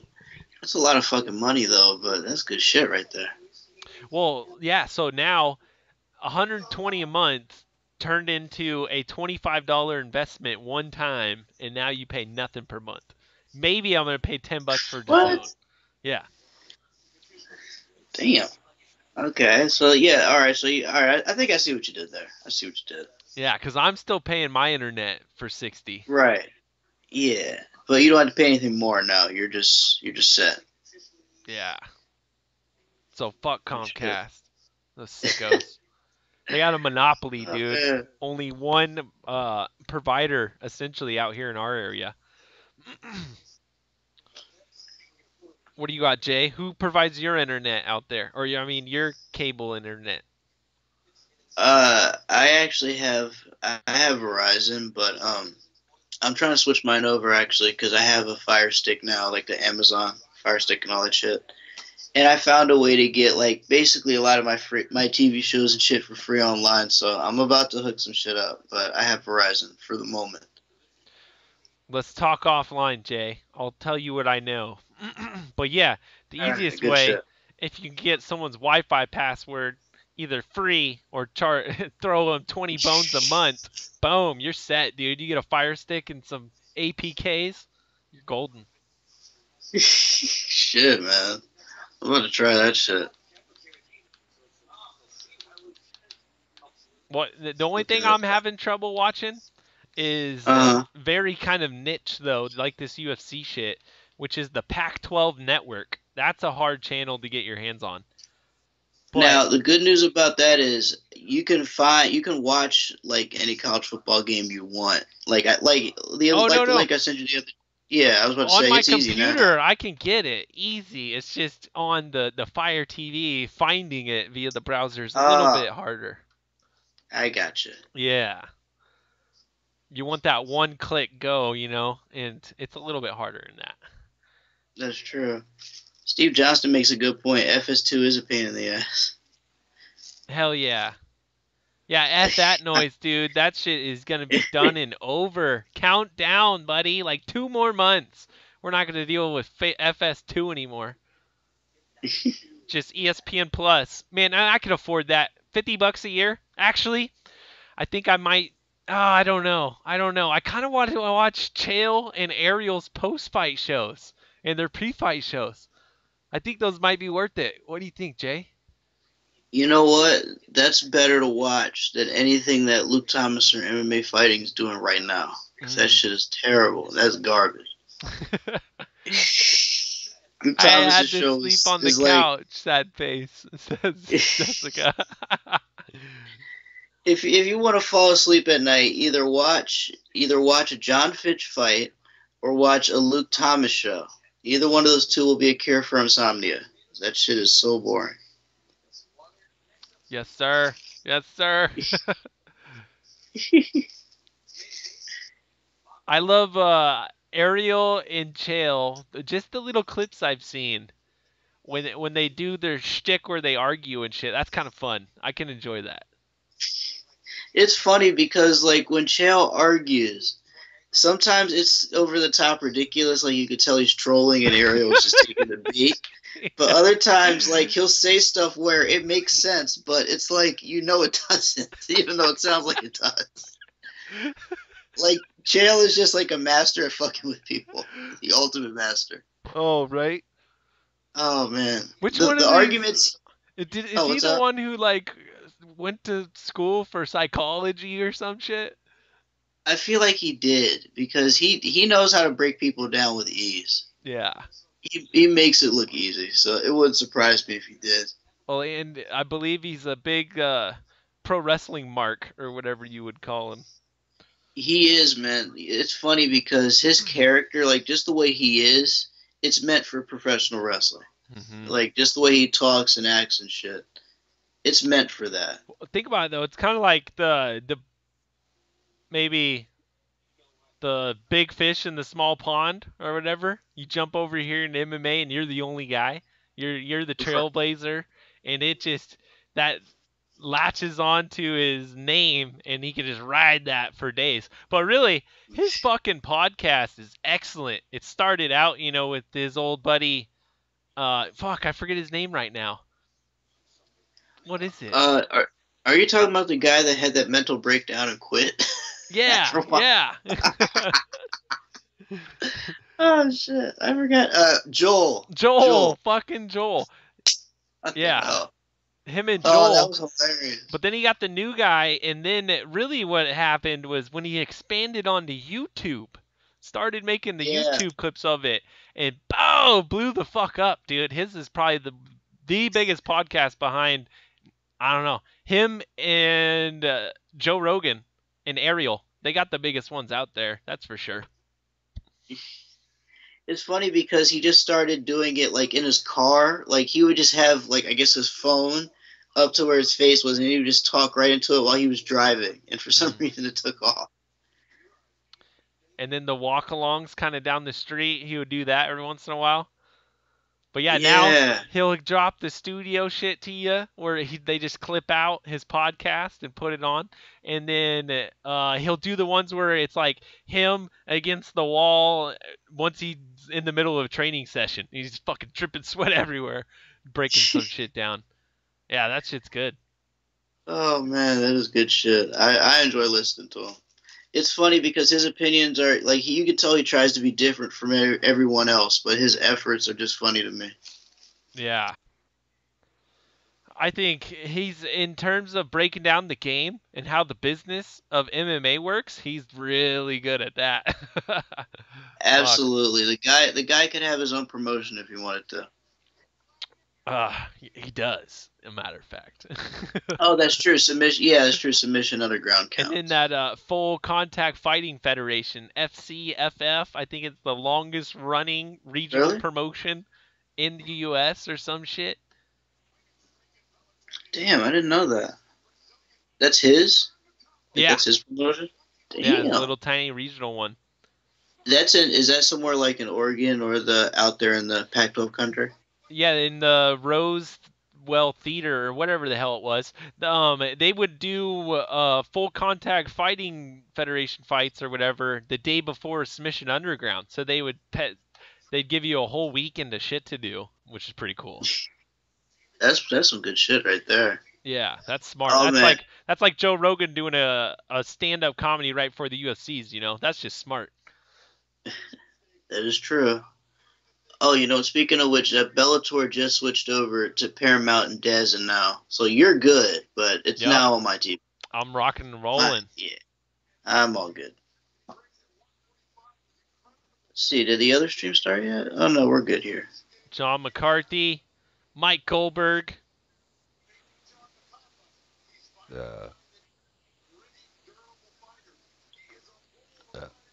Hang out with us. We're watching Bellator 205. I'm Dan from Oregon, 541. You sickos are here in the chat. Right over there. From the 410. Jay, tell them where the hell that is.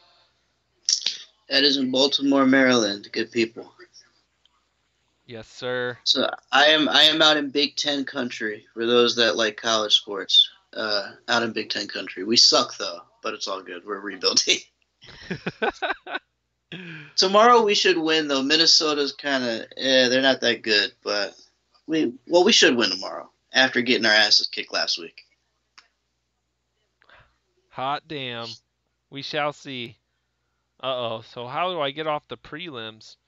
Next event, 205. Here we go. Now we're rocking and rolling. No. Yeah, who did the Ducks play? Wait, what game is it? Is it the third week or the fourth week? This is week number 4, I want to say. Oh, shit. Wait, yeah, I think you're right.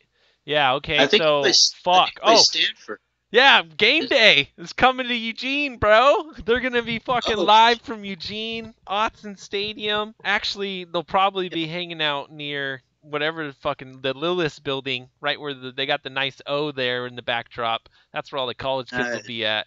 Yeah, that shit's crazy because when they go live, it's dark over here because it's all East Coast time shit. Don't you guys play like Stanford or something tomorrow? Yep. Is it Stanford? Stanford, and I'm not sure what time. That might be the main time of like 8 p.m. your time, 5 our time. Oh, that's good shit. My game kicks off at noon. You guys are like the premier game then. Yeah, we should be on Fox or ABC. I believe those two would be the ones that could afford it. That means you're gonna have like 3 or 4 screens to watch between Sao Paulo, Joshua Povetkin, and the game. Oh shit! It's gonna be an interesting one. Right. Luckily my game's at noon. Yours is gonna be like right in the middle of Sao Paulo and Joshua Povetkin. Yeah, this will be fine as long as I go home. I got my little TV that I hooked to the antenna, and even if the internet goes out, that shit rolls. So we're still good. We're golden. And then yeah, I'll have the stream set up, and then off to the side. Hell yeah. This is gonna be intense. This is gonna be all MMA with one little college football game. When the other weekend I posted a picture and I had like 4 or 5 screens all there, and it was all different football going on at the same time. Oh man, that's good shit right there. So you're basically gonna have 3 different sports on at once. That's gonna be amazing. F&A, Cotton. F&A. Oh, I think the MMA holes just went live. I'm getting notifications. My Mozilla gives me fucking notifications. I gotta figure out how to change this shit. Let me see. Did they go? Oh, they did. Maybe I'll keep it on though, because then I could shout out people when they subscribe while we're live. If you go live or if you subscribe, it'll tell me and I'll shout you out just so you guys know. Oh, you sickos tuning in to watch Bellator 205. Good shit. All right. What else we got? Is this working? Yep. Cool. Look at Patricky. His eyes look fucking crazy. Hold on. Oh, man. Look at him. Is he looking at the right thing? I don't know. He looks like he's in the zone a little bit. I'm surprised. Wait, his fight is first? I thought his fight was like last. Oh shit. Well, not last because that's McKee, but I thought that was like the co-main event. He's the one that's gonna this is on launch us off? Oh man. Yes, he is. And by the way, they just announced this fight was made on 3 weeks' notice. So Huerta's stepping up. Ooh. On 3 weeks. Oh nice. man. That's not good for him.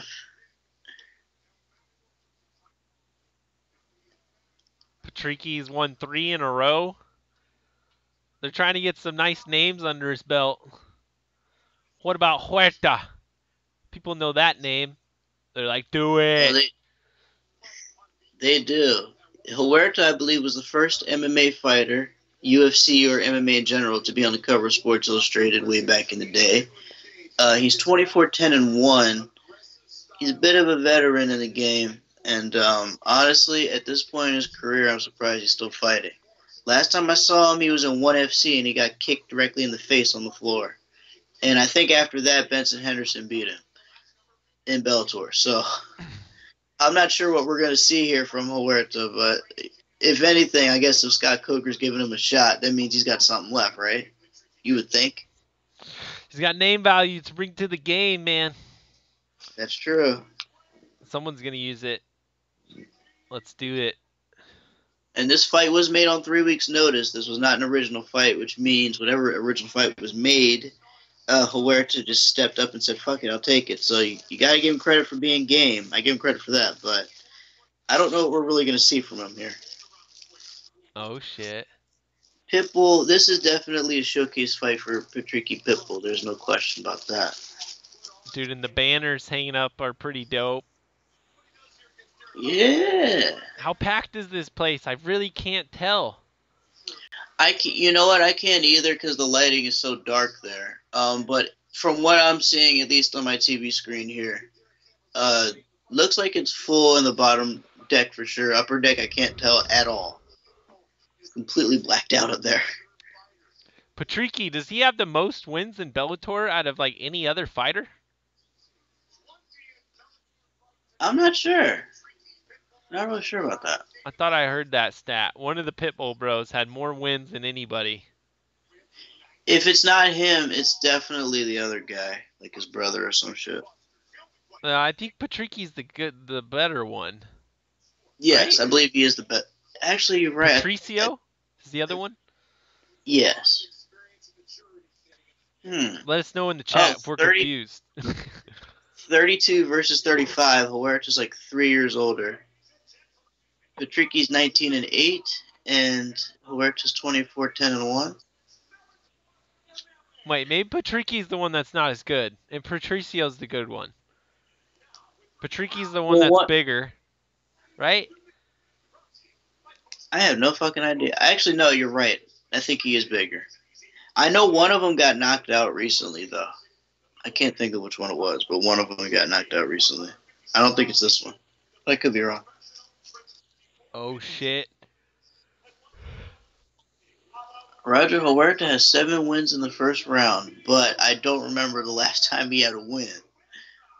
Or a win in the first round. We got a couple of ladies flyweights coming up after this. Nice. 155, 5'9" versus 5'7". How many of the fights did you want to do? I don't know. We got 4 on the card. How many do you give a hell about? I'm not sure who the other 3. I know AJ McKee's in the main event, but I don't know what the other 2 are. But hell, why not? You tell me, Jay. You let me know when you want to eject. Bleep. We'll get the hell out of here. Good shit. I think we should at least do this one, though. All right. At least do this. Then we'll see what happens. All right. They're about to start round 1. I may be ahead of you. I'm not sure, but here we go.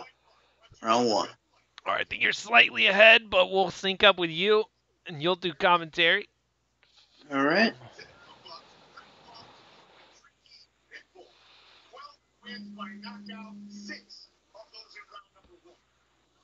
Yeah, do you got Paramount Network? So you're like on the actual TV? Yeah, I'm on the actual TV with this. Okay, yeah, so you definitely are ahead. We'll see how big my delay is. So this is a good test experiment. All right, give me a countdown clock.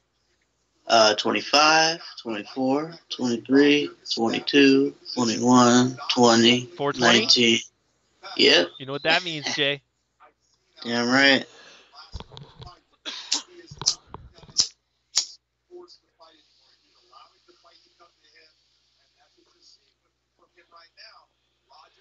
Okay, you're officially 35 seconds ahead of me. Not bad at all. All right. Oh, nice punch there by Pitbull. Both guys are choosing to stand up here. Huerta is the southpaw tonight. Patricky, standard, orthodox. Both guys are definitely coming out there on some strikes here. Huerta is actually a little bit of the aggressor here. Not looking bad so far. Ooh.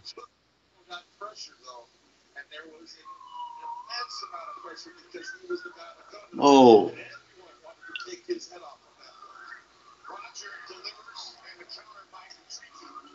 Jay Glazer. I love tonight's Bellator card.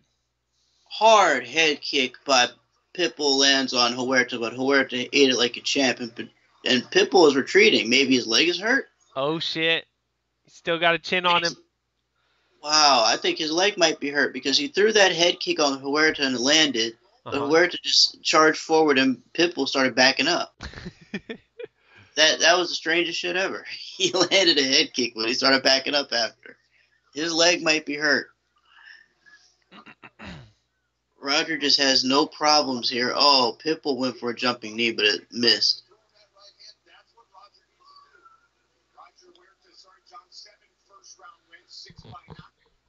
Thanks everyone for tuning into the MMA Buds. Here for Bellator 205. And man, Huerta's coming forward just like a zombie, swinging far and wide. Yeah, man, surprisingly so. He's not showing any fear. Literally not backing down at all.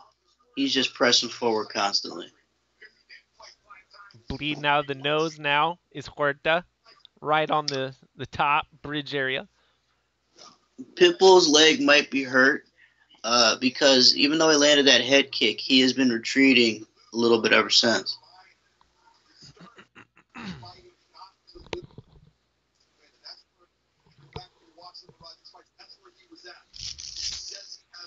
Ooh.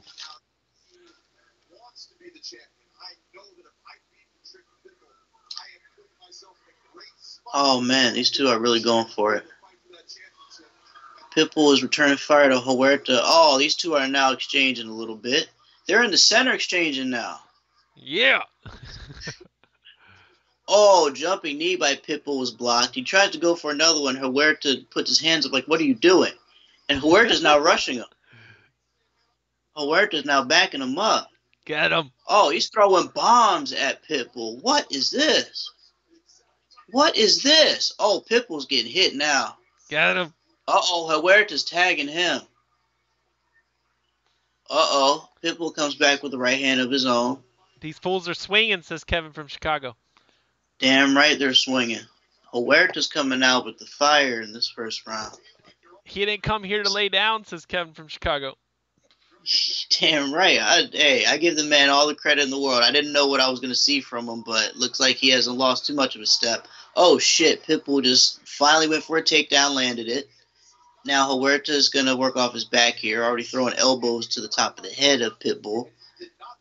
And Pitbull is, oh, man, Huerta's now holding Pitbull down. That's smart, though, dude. Get off the feet because you were getting fucking lit up quite a bit. Absolutely. Oh, man, I'd have to give that first round to Roger. Man, I mean, he's showing more damage maybe, but he has got all the momentum in the world. Wow, man, that's some crazy shit. Judges, I don't know. Do you think they got short-term memories? How old are they? Oh, man. I'll tell you what, these judges better not have a short-term memory. These guys are actually going for it. Fucking Roger Huerta coming out with straight fire. Pitbull, he got hurt. He got hurt a couple times, but and his leg, I think it's his left leg is the leg you're gonna have to look out for that he kicked Huerta with. That looks like it's hurt. He definitely is still pressing forward like a warrior, but I think he's wounded. Might be wounded. I think that's his brother. His smaller brother in this corner. Maybe I'm wrong. Oh, I know this girl, this Denise Keelholtz girl. She's the wife of Hesky Gergis, the guy that got his ass kicked by Badr Hari 2 times. I know that chick. She's a kickboxer. I didn't know she was an MMA fighter. All right, so that fight should be interesting to watch. Right. Anyways, let's watch that shit then. Sweep the leg, says Pitbull. Hell yeah, I'm down to watch that shit. All right, let's go for round 2 here. Oh, Huerta's already throwing shots. And Pitbull's returning fire. Oh, spinning back fist by Huerta. Just what's missed. The clock at, Jay? 37, 36, 35, 34. Oh, Huerta got rocked. Oh, Pitbull's hammer fisting him on the ground. This is bad for Huerta. Huerta's back up, though. He's holding on to Pitbull's leg. He sweeps the leg. Oh, but Pitbull comes right back. Wow. Oh, uppercut by Pitbull puts Huerta to sleep. It's over. Yeah. It's done. Uppercut from hell. Oh, my God. Wow. Wow. Uppercutted that man. Oh, shit. Oh, now I'm going to watch it. I'm going to watch it. Oh, he's eating Oh. shots to the back of the head now. Now he stands up. Gets up. Oh, Huerta doesn't know where he is. Oh, shit! Oh. Wow. Look at this shit, man. He says yes. Got it done. Man, these fists pay well. That's what these guys gotta think, right? Hell yeah. Oh my goodness. Oh, that fucking uppercut. Oh, full-time, thank you. She definitely was a kickboxer. I didn't know she was 18-2, though. Thank you. I appreciate that. Holy smokes. Oh, man. Pitbull with the... Oh, my God. That was X marks the spot, man, because as soon as he hit the uppercut, Huerta just fell straight down. He crumbled. Damn. Crumbled, man. That left Oh, on the temple when right before he dived on for that single leg or ankle pick. That's what took out his equilibrium. And then he just kind of backed up against the cage. Yeah. And that uppercut was terrible. Oh, shit. Boom! Melted him. I'll be 1 second. I'll be just 1 second. Oh, you're good. No worries. Okay, let's see what happens over here. Boom. There we go. All right, I'm here. I just had to switch my lighting up a little bit. All right, Jay's back. No worries. Everyone got a little worried there. I had to calm them down. Hey, hold on, guys. Dave will be back. Hell yeah, just my fucking charger wasn't in. I was like, oh shit.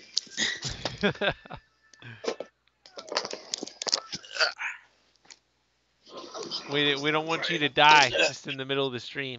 No, where'd he go? I know, right? I gotta make sure I stay alive here. Make sure I don't crash out at a bad moment. Stitch Duran sighting inside the cage. Oh, is she in somebody's corner tonight? No, Stitch. The oh, my bad. I keep thinking my high ass thought Stitch Alvo. The Cup Man, that's right. I forgot about him. He was the guy that got mistreated by Dana White. Apparently. I remember now. Well, they were making all this money from all the sponsors. Like he's got all over him, I think. He's sponsored by like Bad Boy and shit. Oh. Damn. Alright, I think I got myself situated here. Oh, you're gonna have to turn yourself to the side. There you go. Perfect. Alright. Hold that. Okay. Oh, and Huerta's nose is wrecked, dude. Look at that. Look how sunken in it is right there on the bridge. His face is done, man. Oh, he shattered it. It's starting to look like, what's his name? Andre Arlovsky. Oh, it looks like a fucking... That Andre Arlovsky, like Brad Pickett nose. Dude, it looks like a bat landed on it. Oh, they's messing with it, too. Oh, don't do that. No, don't zoom in from that angle. Go the other angle. Yeah, right there. He better not blow his nose or else his eyes are going to be shut. Oh, dude, remember when Eddie did that against Gilbert and still won? He did that mid-fight and still won. I couldn't believe that shit. Round 1 in the middle of round 1 and 2. I was like, what? Oh, shit. Uh-oh. What's happening? Oh, okay. We're just going to a break. Going to a commercial. Stand this up here. Okay. Now I got it. Boom. So what is DAZN going to do while Paramount takes commercial breaks? That is a good question, actually. I can't imagine they would have to stall for too long. So what are they going to do, like a Chael interview or something? I don't know. Like you would think so. Boom. Chicka boom. Chicka boom boom boom. They're showing Octagon interview right now. Bellator cage. Yes. I think the very first round, is a top man. The Pitbull bros ring again. It's like the... Oh, shit. He's calling out Brent Primus now. Nice. Everyone needs to. Calling out a champion. You're damn right. What happened to him? Is he hurt or something? Dude, he hasn't done nothing. He hasn't done shit. I don't know if what's their name hates him or not. I'm surprised he didn't have that rematch with Chandler. He hasn't even fought anybody since then, has he? What's a Dick Tracy nose? I don't know what that means. Do you know what that means, Jay? A Dick Tracy nose? Yeah. Oh, man. Oh. I think it's... I can't think of it. Damn, I can't think of it off the top of my head. I have to Google it now. I want to congratulate you. The tricky Pitbull, that was one of the most impressive reports. That's 4 in a row for you. 4 in a row. Goddamn. 4 in a row, he deserves it. Fucking give it to him. So wait, what is Michael Chandler doing next? Chandler just signed a new deal with Bellator, I think. So is he like fighting Eddie?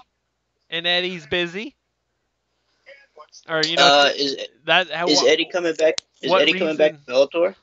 I don't know. Why would Chandler not be fighting one of these guys, you know? I thought Chandler was hurt for a little bit, or he got some pussyitis. I don't know. Yeah, he hadn't been fighting for a little bit. It is strange that he's been sitting out this long with no reported injury. Yo, is that the small cornerman out of Henry Cejudo's camp? It might be. It looks like it a little bit. That small guy. Oh.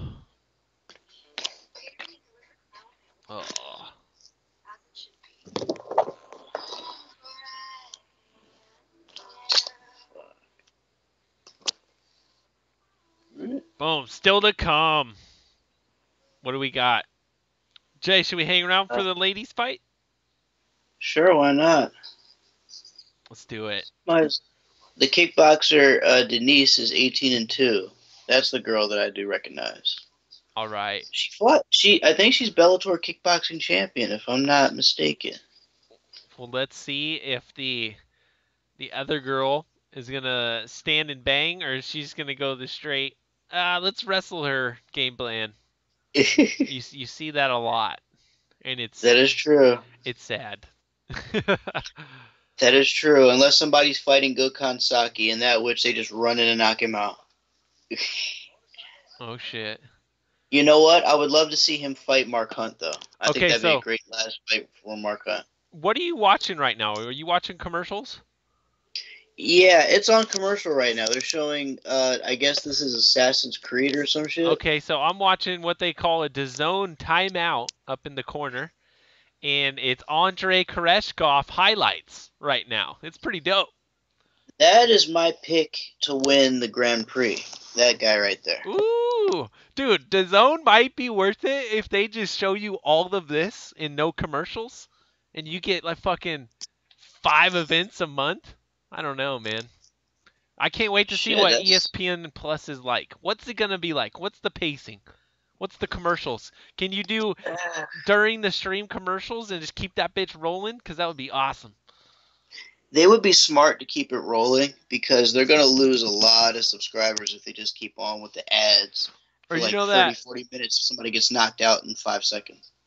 That shit where you drop it down or whatever, you do like you have the thing still showing, but then your commercial's all big and it takes over the sound or whatever, but you can still see the corner during the 1 minute breaks. I love that shit when they do that. Shit, that's not bad. I've seen Bellator do that a lot, where the commercials will be like 3/4 big up there, but you can still see the corner action. You can't hear it, but it's like, all right, this is at least better than UFC, because the commercials kill you. This is true.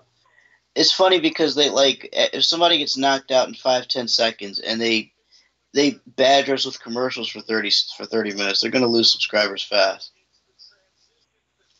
God That's damn. usually how it works. That's Mhm. usually how it works. Especially if you gather a casual audience, they're gonna be like, "Fuck all this shit." Yep. It takes two because if you're trying to get casuals in, you want to be quick. Yeah. You know what I mean? You don't want to have too many breaks in between. Mhm.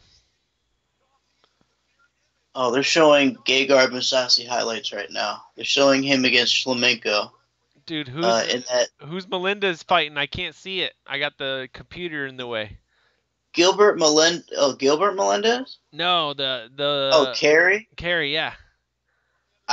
Carrie's fighting some bum. I don't know her name, but Oh, she is gotcha. fighting. I heard, yeah. Pico versus Hugo, though. That's a fucking hell of a fight for Aaron Pico. God damn. Shit. I tell you what, Aaron Pico is going to be another good one to watch out for. He's one of my favorites. He's one of my favorite body shot knockout artists, other than Max Holloway. Dude, what do you think, though, about Mousasi McDonald? Mousasi I feel is fucking awesome. I think That's- Shamenko beat the fuck out of him, though, when Mousasi only had one eye.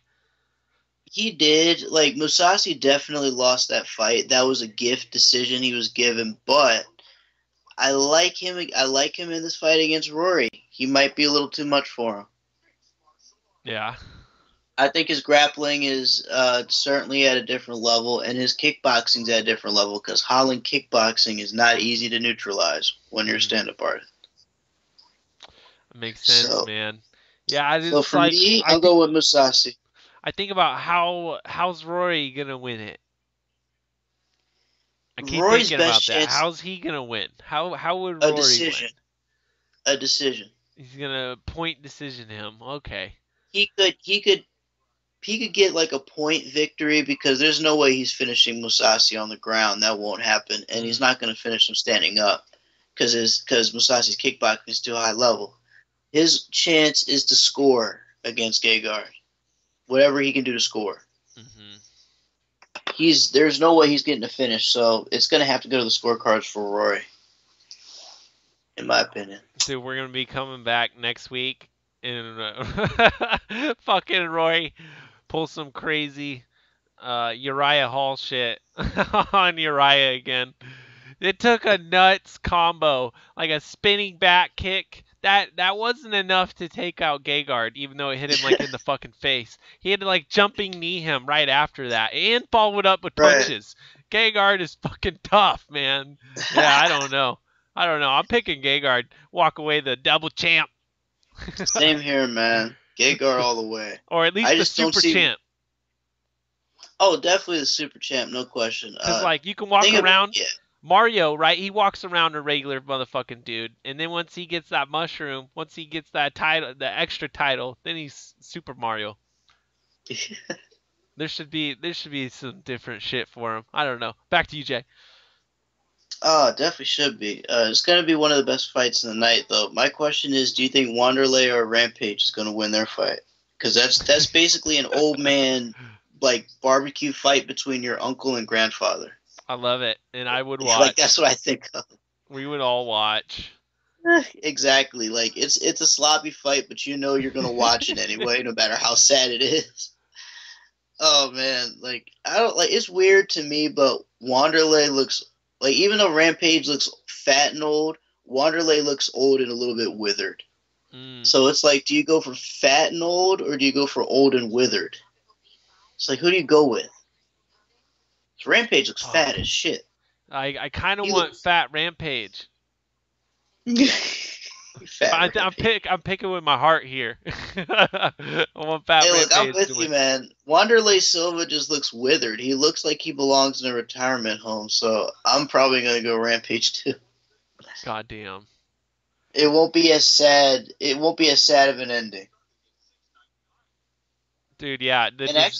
The Zone commercials are amazing. It was just a whole promo preview for the freaking the welterweight tournament coming up. Dude, I love this tournament. Every matchup in it is awesome. Ed Ruth and Liam Gracie, that's just straight grappling. Love it. And in the same side, John Fitch and taking on the champion, fucking Roy McDonald. No matter what. I hope Roy slaughters John Fitch. I hate every fight John Fitch is involved in. He's the one fighter that I really don't like. And it's not because of who he is, but he has no intention of attacking. He just wants to lay. And it's just like, why are you in there if you just want to lay? It's weird how 170 was always full of a bunch of guys like that.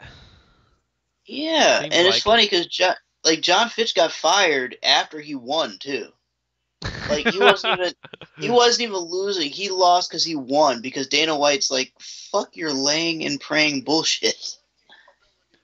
Wait, he had a draw. Did they try and cut him right after the draw with BJ Penn? I think it might have been, it was either the draw. It was either the draw or it might have been the fight after that. I'm not sure. Dude, that was so crazy. I thought there's no fucking way BJ Penn's going to beat up John Fitch. This is an unmotivated BJ. It's not going to happen. And he comes out and 10-8s him in the first round. And I was like, what? Oh, shit. Yeah, that was some crazy shit. Oh, Denise has just made her way into the cage. Here we go. By the way, Denise is 18-2. She's married to Hetzi Gergis, who is a famous kickboxer in the Netherlands. He's most known for fighting Badr Hari. He won the first fight by disqualification and got his ass kicked in the second one. But this girl's a very skilled kickboxer in her own right, though. Hell yeah. As far as women in Holland, that kickbox in Holland goes, she's probably one of the best. I have no idea who the fuck she's fighting, though. Well, the Bellator is going super international over there in the UK scene, man, picking up a lot of people. They'll be headed to some freaking arena near you. She's fighting a Brazilian Jiu-Jitsu purple belt named Vida Ortega. Not Ortega, but Artega. Yeah. 2-1 versus 4-2. Jeez.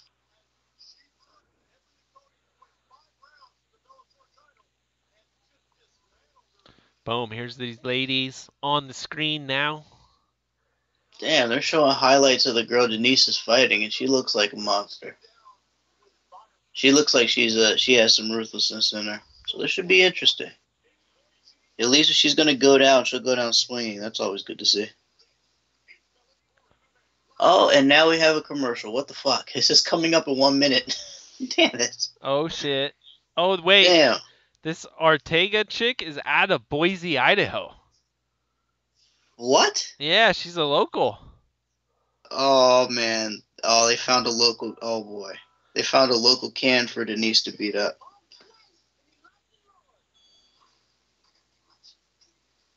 Denise 2-1. Both flyweights. 1 decision, 1 submission. Lost via submission. Okay.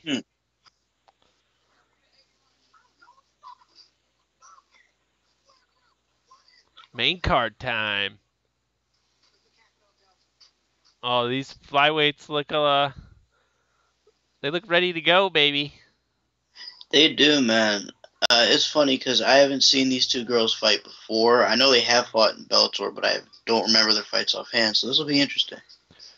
Who's Miss Dynamic? Is that Denise? Miss Dynamic? I think.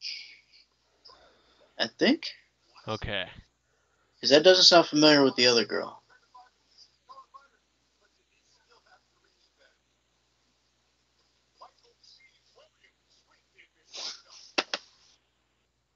Now we have us an official introduction here. Bump, bump, bump, bump, bump. Oh, yeah, so during your commercial, they're showing just a spot, a pullback version of the cage. No commentary or nothing going on, though. Jeez. Now we got the tail of the tape, though. Hey, man. Damn. So I'd rather watch that than an ad. I'll tell you what. How about that? Damn. So Denise is 47-3 total in kickboxing. Jesus Christ. Say She's 2-1 in MMA. 2-1 in MMA, but 47-3 in kickboxing. This other girl is okay. She's kind of hitting herself in the face, I guess, to psych herself up. I don't know. She's 4-2. She's got that Vato look to her, where you put your head up real high and look Yeah, down, that's why. down over your That's face why. at him. What'd you say, Vato? That's why I was surprised she's from Boise. I'm like, what? Her? My girlfriend isn't wearing a bra. Baby, you look sexy. Too bad everyone can't see. And What are we you doing? have Cleaning? Malcolm- Organizing? Oh shit! This Vita girl is going right at Denise. Oh, Denise with a takedown already. Oh, wait a minute. This girl's got her back though. Hold on, give me a clock, Jay. 43, 42, 41, 40, Oh, 39. Okay. Oh man, already on the floor. And Denise stands right in front of her, and Vita's right back up. This Vita girl's not showing any fear. I like it. Denise looks like she's calm, and she's doing the kickboxing thing, obviously, trying to be patient. Oh, she's already throwing with this girl. Here we go. Vita is showing a lot of movement. A lot of movement. It's very awkward, though. Her and Denise are exchanging punches. Dude, she's so dumb. She went for that stupid, like, head and arm throw when she got her back taken. Right. Oh, my God. I can't believe they're still doing that move.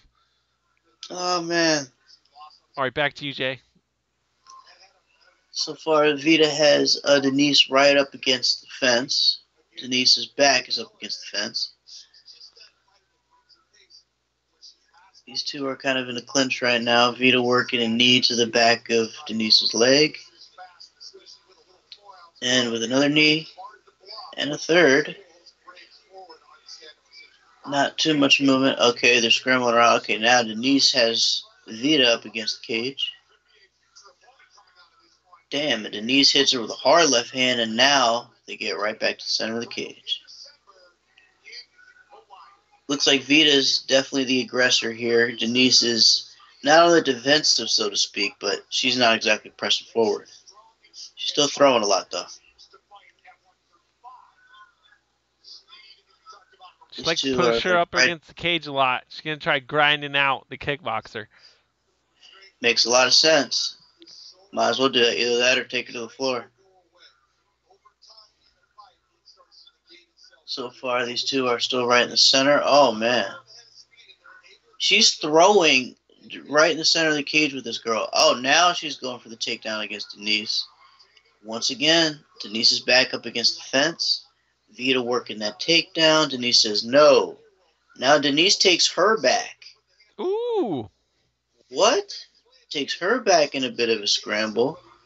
And they separate again, right back in the center. So Denise got right out of it.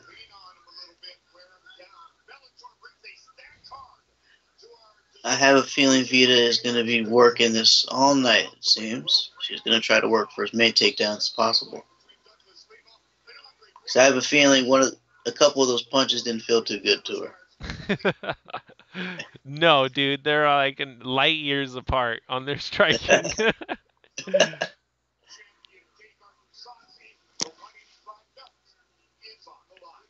Right back in the center. Oh, they're both exchanging. Oh, man. Rights and lefts from both ladies now. Ooh. Denise definitely finishing with the 1-2. Maybe I spoke too soon. The other girl's game to fight, but it might be a little too reckless fighting somebody like Denise this way. Oh, she goes for a takedown, misses it, and now Denise has top control. Oh! Denise just picked the girl up off her back, slammed her to the ground, and just backed away from her, said, let's stand up. Right after she slammed her. God damn. Oh, boy, this can is getting her ass whooped.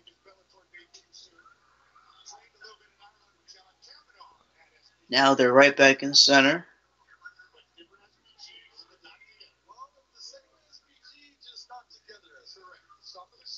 Oh, hard right hand by Vita lands. Another right hand by Vita lands.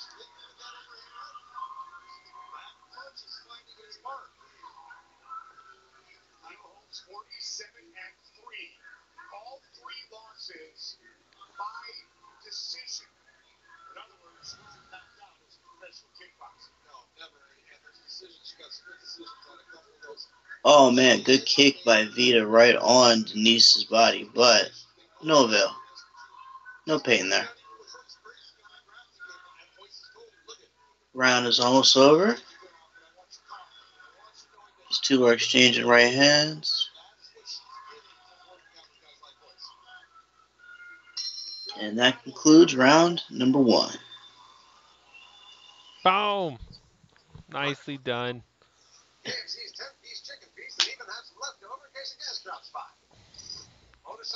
So, Jay, who won that one? So, you know what? I'm going to give that to Denise because the other girl is a bit too sloppy for my taste. She's getting a little sloppy there. She was the aggressor, but I don't know if I can give her that round. She was kind of stupid with that arm throw.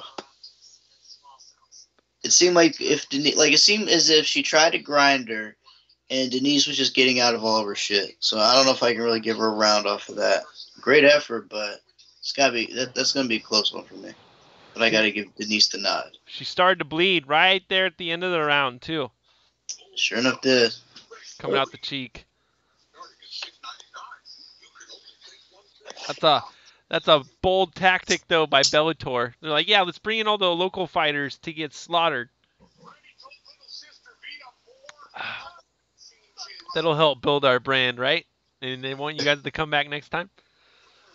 Exactly. Just piss off all the locals by having local fighters get their ass kicked. Oh shit, we got round 2. Oh, these ladies are already throwing. Oh, what's the clock? 45, 44, 43, 42, 41. Got it. 40. Good stuff.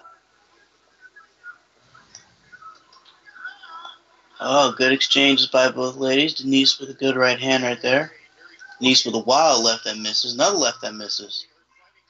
Oh, Vita once again going for that takedown. Oh, but Denise is able to push her up against the fence now.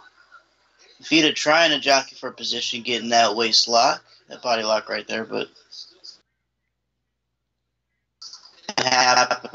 back away from her once again. So once again, Denise stuffing takedowns. Vita's not able to complete.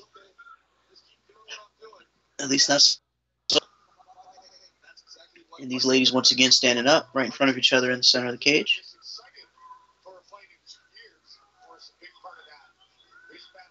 Vita once again going for a takedown, not trying to set it up, and once again Denise is pressing her back first against the cage. Knee to the body there by Denise. Another knee to the body. Third knee to the body by Denise. Oh, Vita returns fire with that knee. Oh, Denise just missed with the right hand, and both ladies are walking right back to the center. Goddamn.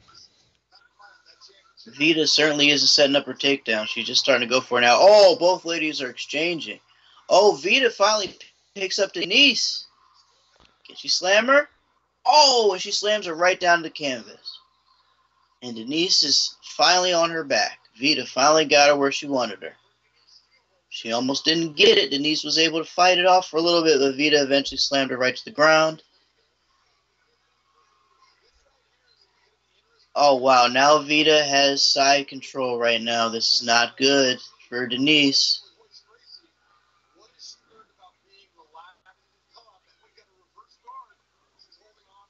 Oh, these ladies are scrambling here on the ground.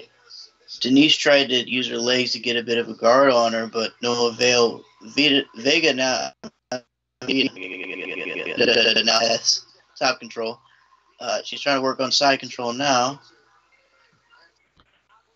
Oh, Denise rolls over, but she's giving up her back. Oh, Vita is able to get her arms around her. Oh, she already got her legs around her.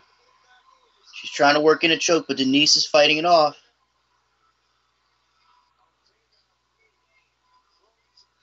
Oh, now both ladies are standing up, but Vita once again has her up against the fence. Has Denise up against the fence. What? And now both ladies are right back in the center. Very good ground exchange from both ladies. Denise showing that as a kickboxer, she's able to defend any submissions on the ground. That's a very good sign for her. Yes. Especially against a girl like this. 4-2 versus 2-1. Girl 4-2. That's a 4-2. That's a good challenge.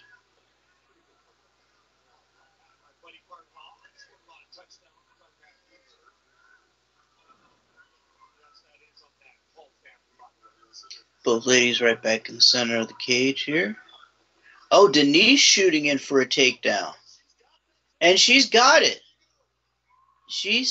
Wow, Denise has taken Vita down to the ground. Vita's back is up against the fence, though. She's able to stand up. Oh, it looks like she's working in a guillotine against Denise. Oh, she's got a guillotine on Denise. A standing guillotine, it looks like she's trying to work. What? Oh, wait. She's trying to get it. Oh, she's got it. She's got it. What? She's got it tight. She is holding on for dear life, and Denise taps. Oh! She tapped her with a standing guillotine. Oh, shit. God. Wow. Wow. Crazy. Wow, with a standing guillotine. Denise had her up against the fence after getting that takedown. But Vita just held on to that head for dear life. She was able to sink in that guillotine tight. Real tight. Wow. Oh, she goes like high elbow or something crazy. Absolutely, man. Just as she gets up, she's able to get the leverage. Damn. And she's holding on to it tight, too, man. You see Denise moving, but damn, she tapped quick. Damn. That was wonderful execution by Vita Ortega. Damn. Kevin from Chicago says, oh, shit. Right? Damn right. Oh, shit is right. Joe from H-Town says, you're a fucking animal, Dan. This isn't just striking. This is MMA. Yeah. Damn right, man. This is true MMA. That was a shock right there. Pulled it almost out of her back pocket. Damn. Crazy shit. I'm glad we actually did that fight. Fuck it. I want to do the next one if you're down. Might as well do the next two. Let's do it. I got enough weed. I still got water. I don't have to piss yet. Shit, man. I'm right in the same boat with you. I got a good amount of bud here. I got my water beside me. Took a piss break before I even got on. So I'm all set to basically finish this thing out. Might as well. Fantastic. Let's do it, man. Let's give Bellator some love. And DAZN. Oh, man. This stream, I'm watching it live on DAZN. I'm a little delayed. That's the only negative to it. But we got Jay Smooth for that, coming at you a little bit quicker. And how do I freaking get that in the middle again?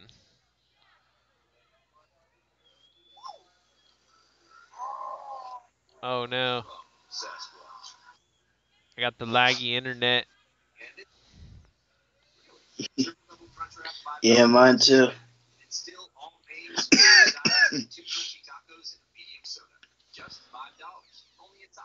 Oh, I'm getting oh man, center stage action right now. Oh, you're doing better than me, man. I'm still on commercial break here, so you're getting kind of a behind the scenes look with DAZN. Yeah, that's pretty cool. That's actually a cool thing right there. Yeah, it's just like Fight Pass, basically. Because if you get... Pretty much, man. I got that VPN working with my Fight Pass. And so I don't got to worry about Fox Sports. I actually don't have to worry about ESPN that way. At least until my goddamn Fight Pass runs out. I accidentally signed up for that until, like, what? Next July or something? Damn, that's not bad. Well, they hit me for that year. They're like, give us that 100 bones. I was like, shit. Oh, shit. All right, they're hugging, congratulating each other in the center. Oh yeah, they're showing it now.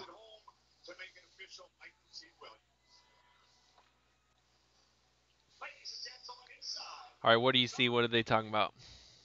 They're showing the actual decision now. Okay. Yeah, they're reading it off. Just now finished showing their batch of commercials.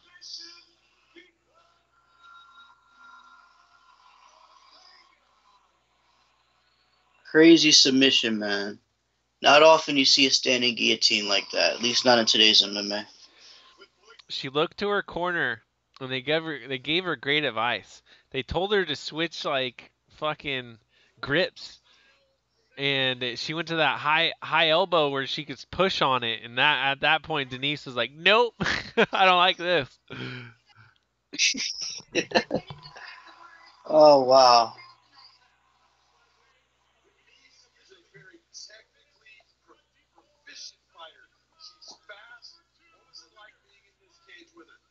It was great. I have nothing but respect for Denise. She's a great competitor, so I'm glad she. I'm actually surprised Denise went for a takedown in this fight. Crazy how the one takedown she went for came back to bite her. That's MMA, right? Yep. Oh, fuck. That is truly MMA. A kickboxer going for a takedown, but then gets choked down on the way back up.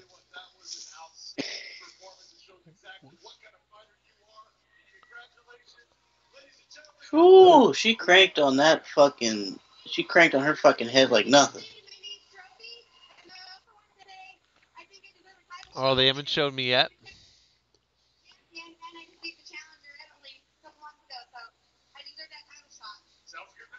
Oh, she fought and actually beat a recent flyweight challenger, and then just beat Denise. So now she's calling for a title shot. After a performance like that, you might. Yeah, against McFarlane, I think her name is. Yeah. Yeah. Shit. If she beats Valerie Letourneau, that'd be an interesting fight. But then again, what did Letourneau do to earn a title shot? Probably didn't do much.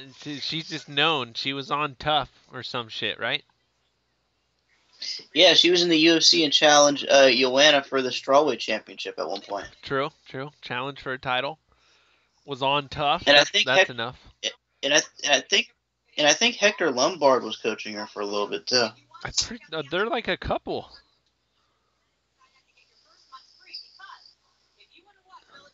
I believe they're together. Are they? Yeah. She gets interviewed on like shit. MMA Junkie, and I'm pretty sure. Yeah. Oh, they're showing the Rampage and Wonderlei promo since we just talked about that. Yeah, buddy. Damn, Wonderlei looking old as shit in 2018. Good lord. All right, I can't wait to see it. What's he look like? Showing Rory and Musasi. Oh man, that's going to be crazy. September 29th.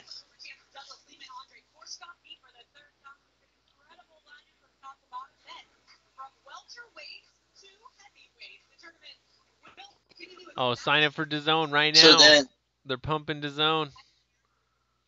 And they're showing the upcoming events. October 12th is Bader versus Mitrione. The 13th is Fedor versus Sonnen. So literally the next day, Fedor versus Sonnen. Before that, Mitrione. Oh, then yeah. Pitbull versus Sanchez November 16th. And Manhoff gets Chidi Nojuani on November 30th. Hot damn. Damn. That's crazy, though. So Mitrione and Bader on the 12th, and then literally the day after is Fedor's son, and that's crazy.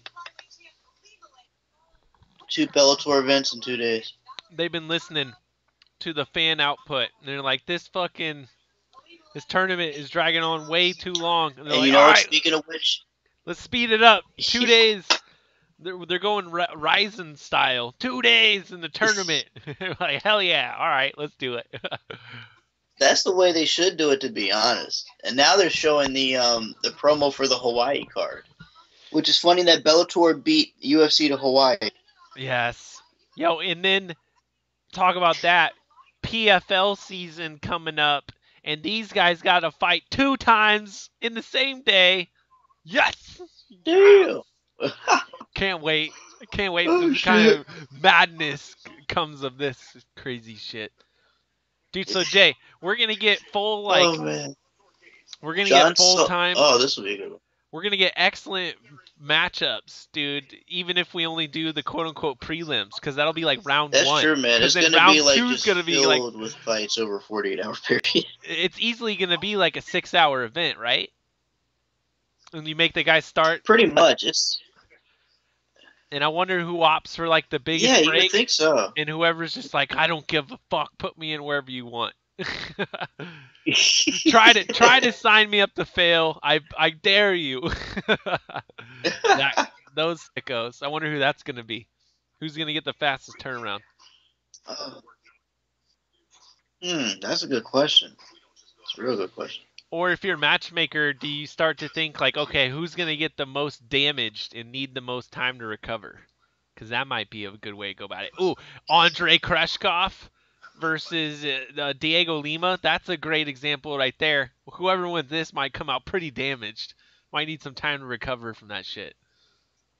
Absolutely. I still think Koreshkov's going to win it, but he's going to come out. Like, this is probably going to be the more difficult fight for him, at least in his side of the bracket. So he's definitely going to come out damaged if he wins. Yeah, that side of the bracket coming up next if they win. MVP versus Paul Daly. The matchup we've been seeing. We've been waiting like a year and a half for this. When Paul Daly first started calling out MVP, MVP wanted netting about it, dude. He like ran off to boxing for a little bit. Let's make some money over here. Let's come back. He made some money fighting bums that had like a 13-50 record. I didn't see it. And fought under and was promoted by David Hay over there in fucking Britain and shit. Who's David Hay? David Hay is a world champion British boxer. Him along with Lennox Lewis are like two of the very well-known heavyweight champions in the UK. Okay. Like, Lennox Lewis was first, and then the second one to kind of carry that torch for Britain was David Hay for many years. And nowadays it's Anthony Joshua. Gotcha. Yeah, even the only difference with David Hay is that he never beat Klitschko, and Joshua did beat Klitschko. So a lot of people think Joshua surpassed Hay just because of that respect. Wait, who did Fury beat? Fury beat Klitschko too. He beat Vladimir Klitschko, but and actually it's funny because first Fury beat Vladimir Klitschko, then Anthony Joshua fought Vladimir Klitschko after that fight, in Klitschko's return fight, and he beat him. And then Klitschko retired. And Fury's like a crazy truther conspiracy theorist, you might call him, right? Like he's got some out there views on the world. He comes from the Irish. Yeah, he comes from like the Irish traveler culture. So like the gypsy shit. So like his mind, he really is like a very deep thinker, and he has some crazy conspiracies that cause him a lot of controversy. Yeah, he went off the deep end and like started talking about some of that once he got the belt or something. Like after he beat Klitschko, and then went dark, or they made him go dark. I don't know. He gained a ton of weight, and then I heard, I don't know how many months ago, 4 months ago, he's like, I'm talking about coming back and shit. Because I don't know, it did seem like the heavyweight was kind of stale. Like, because the Klitschkos were running shit, and here in the United States, it definitely went dark. But now it seems like it's livening back up again. And so all of a sudden, here comes Tyson Fury. Dude, because he's talking mad shit on McGregor too, right? They were going at each other. Yeah, he talked shit about McGregor way back when McGregor was like first talking about getting into boxing.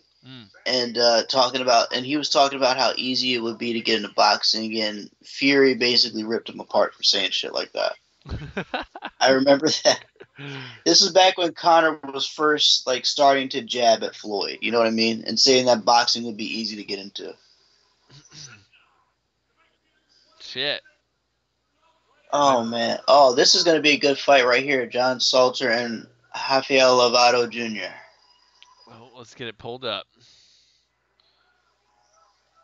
Lovato Jr. should should win this fight. 7 of 8 wins are by KO or submission, so this guy's no joke.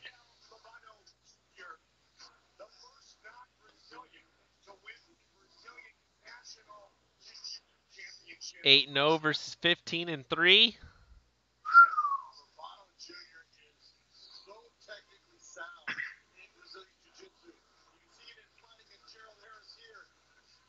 Never miss a moment. Download the Bellator app.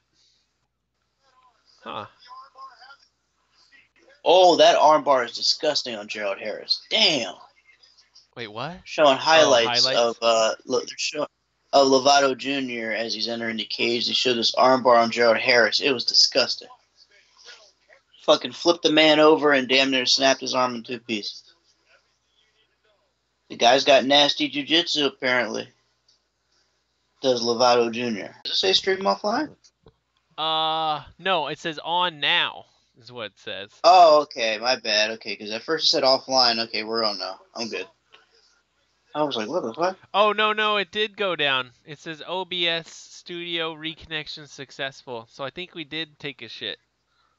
Oh, damn. We're back, though. Oh, we're back. Cool. Yeah, I was like, what happened? But no, we're good. Welcome to MMA Buds. Oh, Kevin from Chicago says LFA is on too. That's LFA. Right, it is. Oh, shit. Oh, fuck. Guys, we're here to react to the fights. I'm Dan from Oregon. That's Jay Smooth. You sickos are right here in the chat. Come and say what's up.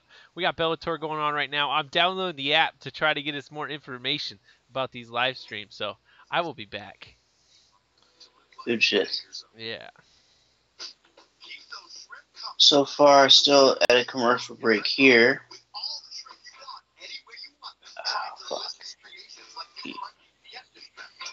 It should be an interesting fight, though. Lovato Jr.'s got some crazy jiu-jitsu. I don't know much about John, but obviously I'm going to learn now.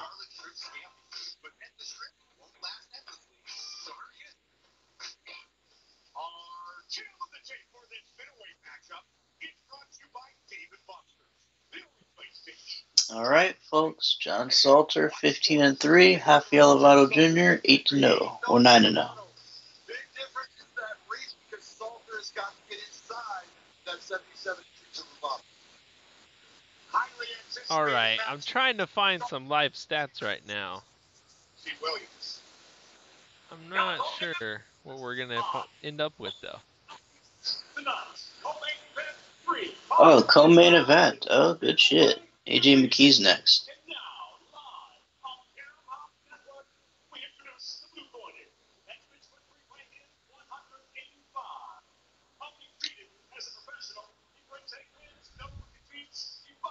Eight wins, no defeats. Notable wins: Gerald Harris, Chris Honeycutt, and some guy named Kevin Holland for Lovato Jr.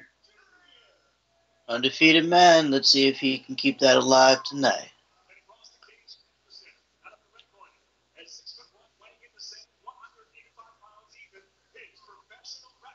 Wait, so is any of them out of Boise? Nope, one's from Gardendale, Alabama, John Salter, and the other one is from Brazil. Or Lovato Jr., I believe, is from Brazil. Lovato. Who's that guy that fucks with Joe Rogan? Renato Laranja. Laranja. Very similar. True shit. All right, Jay, what's the clock at? 58, 57, 56, 55, 54. Got it. 53. Good shit.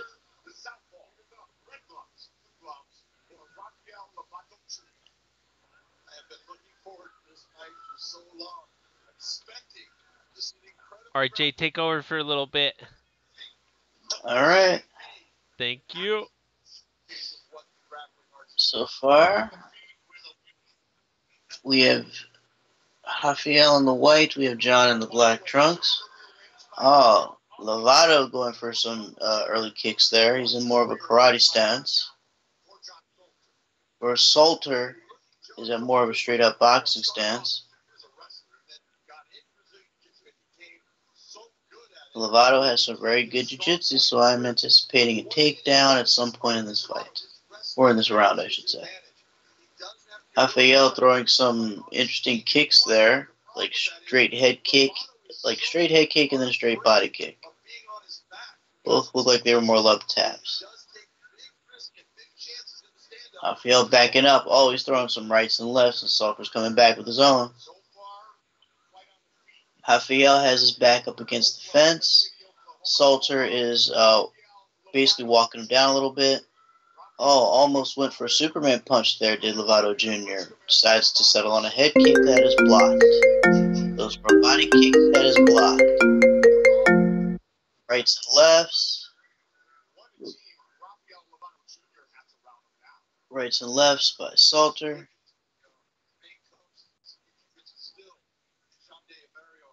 Leg kick there by Salter. Okay. I was wondering what that was. I was like, what the fuck? These two are right back in the center. Rights and lefts there by Salter on Lovato Jr. Oh, nice body kick there by Lovato Jr. Salter trying to charge forward, but doesn't even throw a strike. As Lovato was able to get out of the way.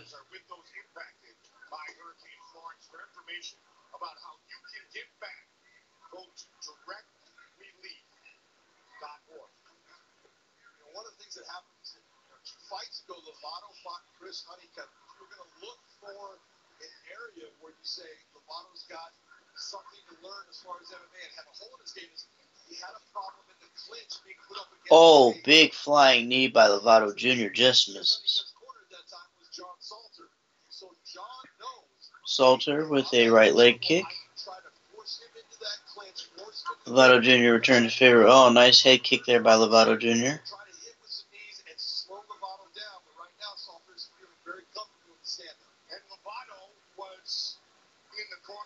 John Salter fought Kendall Grove and Big John McCarthy was the referee. That fight that John spoke of a moment ago, the only time Rafael Lovato Jr. has gone the distance. Oh man, rights and lefts there by Lovato charging forward, exploding forward. Salter kind of able to get out of the way of most of those shots. Not too much happening in terms of damage here. Most guys just throwing punches. We have us a bit of a clinch here up against the fence.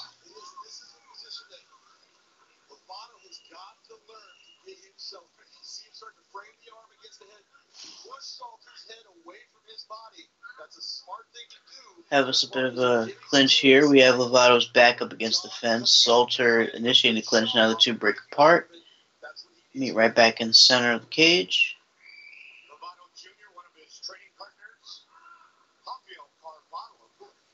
Oh, nice right hand by Lovato Jr.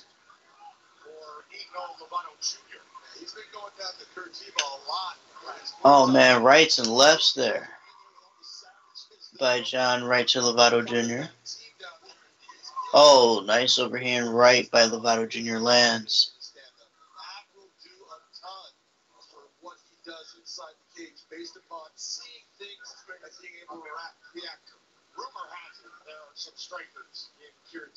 Both guys exchanging soft right hands. Lovato Jr. with a front kick that doesn't land.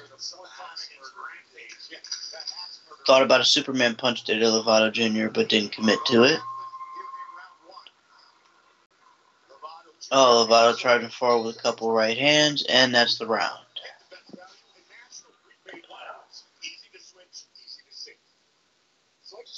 That is round number one, folks. Not too much action. Nobody took any significant damage in that first round. Kind of hard to score it one way or another, though, because neither guy did any serious damage.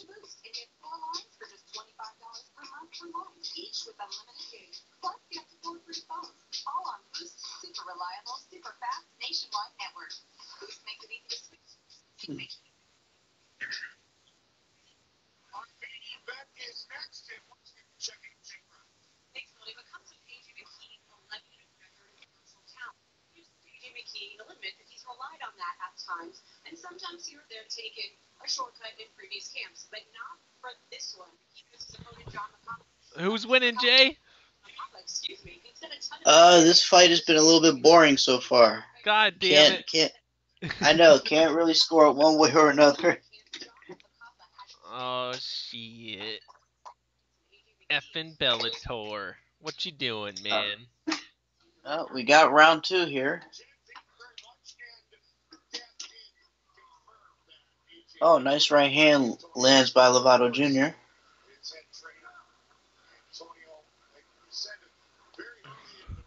Oh, Lovato Jr. gets caught with a left hand there by Salter, and he drops, but he's right back up. Oh, what's the clock?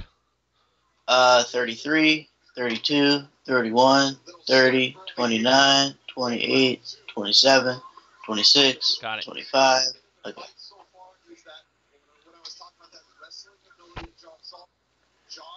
Fucking LFA's on 2. I don't know how I can get my hands on that. He's saying, you know what, I respect your ground game. Might have to look in on that. Go down there when I feel like I'm winning the fight, standing on my feet. Biggest challenge. Oh, Rafael Lovato Jr. working some like front kicks and stuff, but he's not landing any of them. So far here in their career, Salter with many more fights. Oh, both guys go for right hands, both land, but none hurt the other.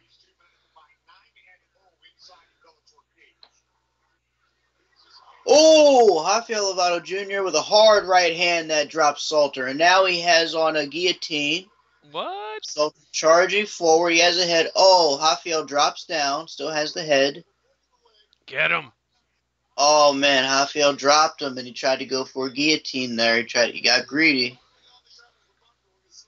He's got a hold of his head. He's got a hold of Salter's head. But Salter's legs are free. Uh-oh. And now Salter is able to get his footing, and now he's kind of... Rafael still has a hold of the head, but Salter is able to get control of Rafael's legs. Yeah, this is not good. He's not going to get the guillotine there. He's just kind of holding on to his head at this point. And he lets go of it. He still has one arm on his head.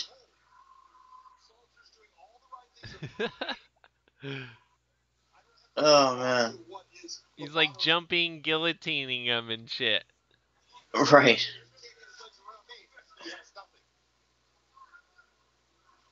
Oh, Salter is trying to stand up. Well, actually, Rafael's trying to stand up here. Salter kind of is. He's on his legs. Oh, Salter just picked up Rafael and dumped him back down, but Rafael's sitting up against the fence again.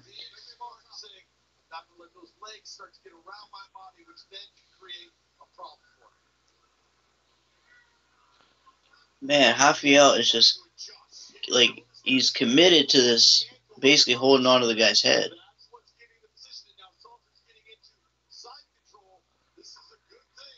Oh, man. Rafael might give up his back here. Nope, he's right up against the fence again, and he's holding on to John here, but John can't do much. Jay Smooth, one of the fights over at Brave this morning, I saw a stand-up from Full Mount. Jeez. Why? I don't know. Someone said they might have saw him grab the cage. It was crazy. Oh, jeez.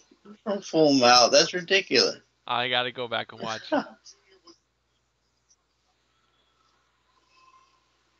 Oh, man. Now they're back up. Not much is happening, though. It's just Salter has Rafael's back to the fence. I know. Like 0 strikes going on. Like someone's controlling position a little bit. Oh, absolutely. Oh, Rafael's got his head again. He's got his head. Oh, but John has a hold of Rafael's legs. He's able to defend it again. This guy's really committing to the guillotine.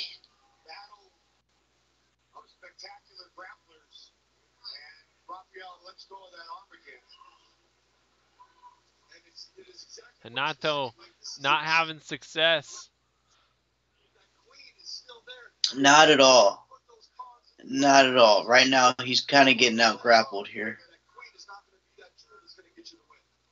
He's finally let go of the head, and John is going to work his way toward grabbing the back, maybe? Or can Rafael survive the end of the round before giving up his back? Looks like he might do that. And he does. Oh. Round 2 in the books. Thank goodness, because this fight is god-awful. Hot damn. I never rode in a convertible before. Oh, shit. That's, what's his name? That guy who played, Superman. Tobey Maguire. Tobey Maguire was in, oh, yeah. Fear and Loathing in Las Vegas as a hitchhiker. Oh, shit.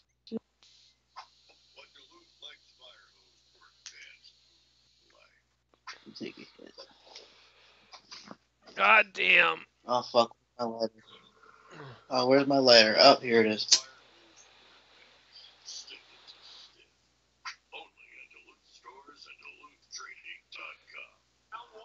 One of the dudes in Hanato's corner is sponsored by On It. I wonder if those supplements will help people pass drug tests in the future.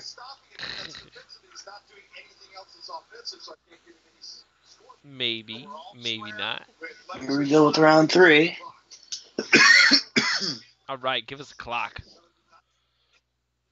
All right, 44, 43, 42, 41, 40, 39, 38, 37, 36, 35. Good stuff. I'll tell you what, if I had to score this fight, I would score it a draw because both of these guys are equally boring. But I guess if you want to be technical, you have to give it to John because he's been maintaining control for the most part. Even though he did get dropped. Rafael did drop him. But Rafael didn't have too much control after he dropped him.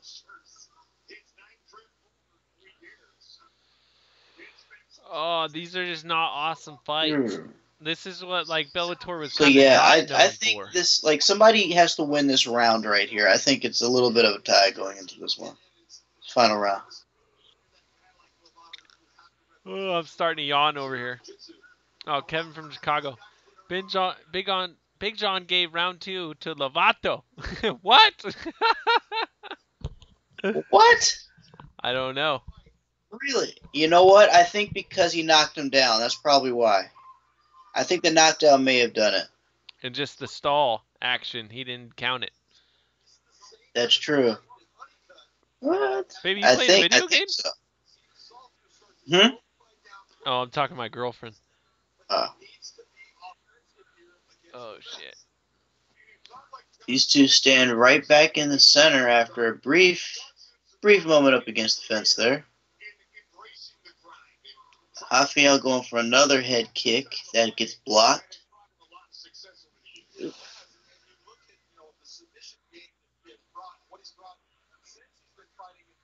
two are standing right in the center.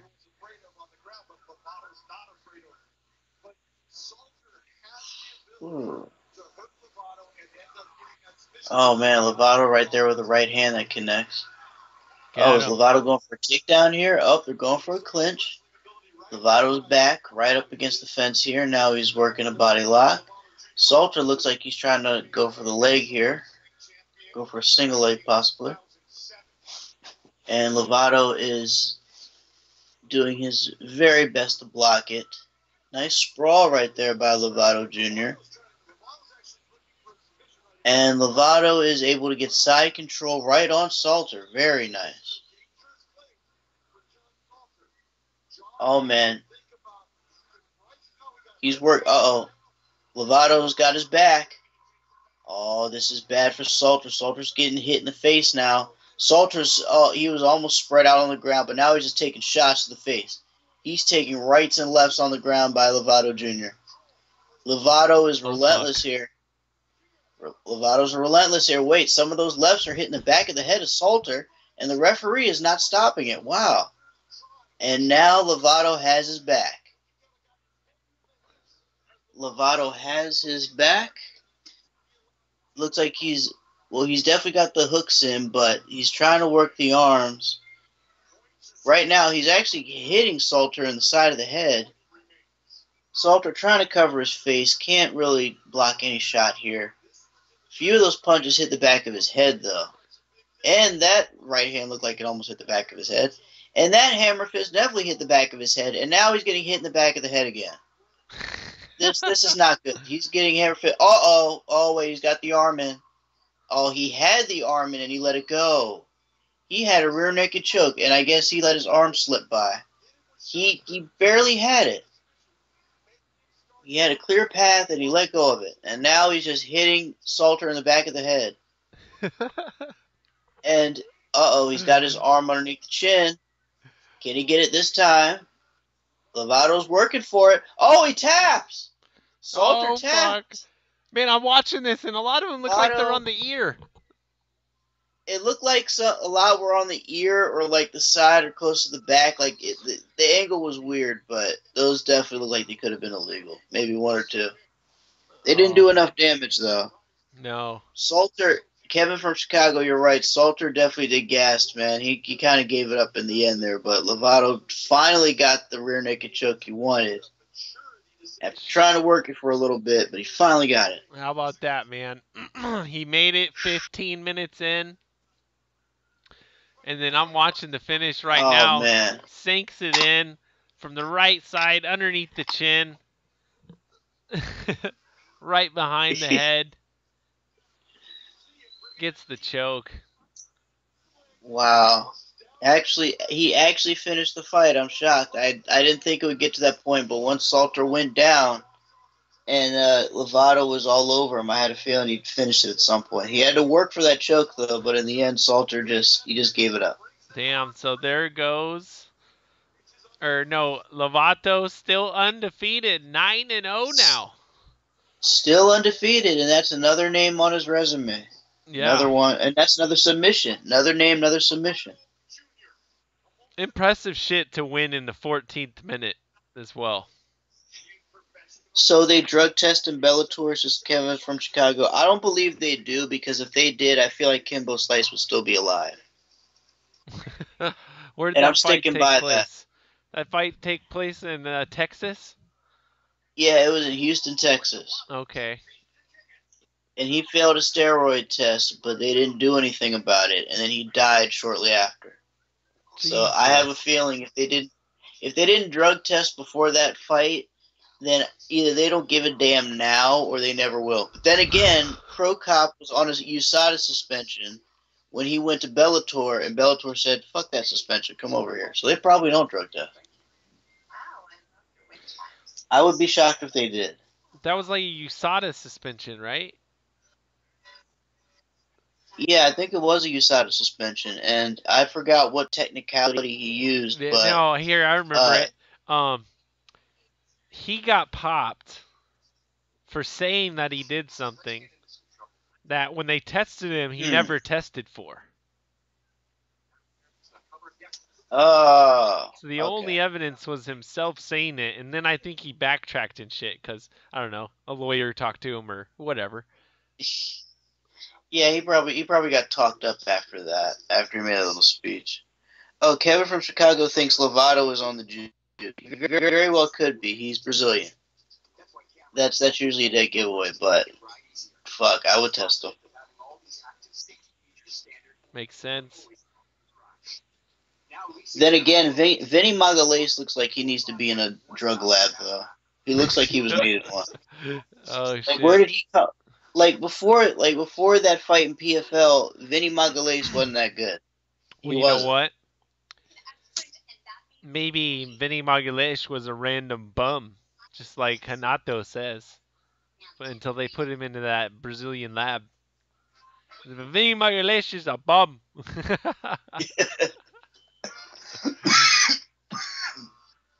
They put him in the Brazilian lab, and now he's fighting for $1 million. How about that? Boom. and he's got high amounts of points too. Yo, so this is pretty cool. I get it. Him walking around in the cage. Hanato believes he's got it. He's wearing the on it hat.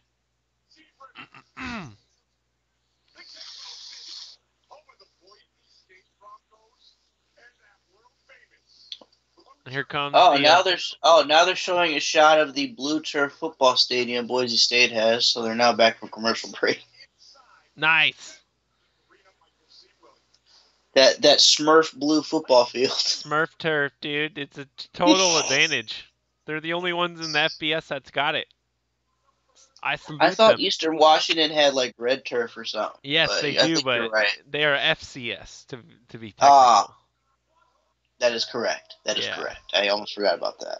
I think Eastern Washington just played Washington State. I wonder who won that shit.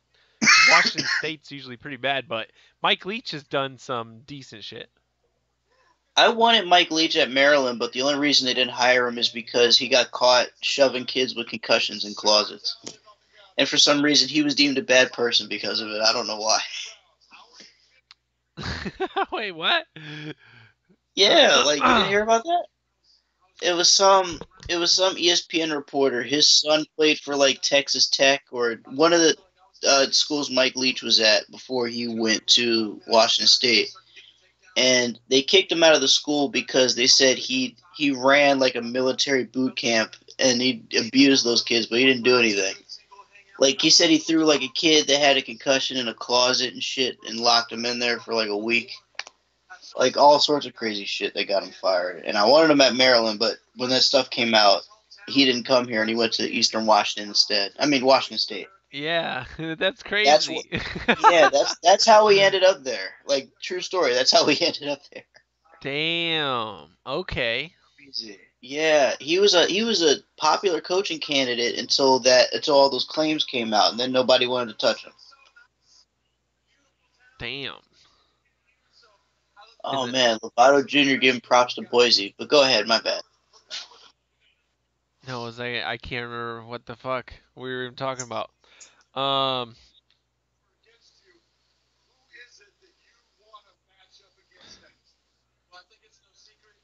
So wait, he did what again?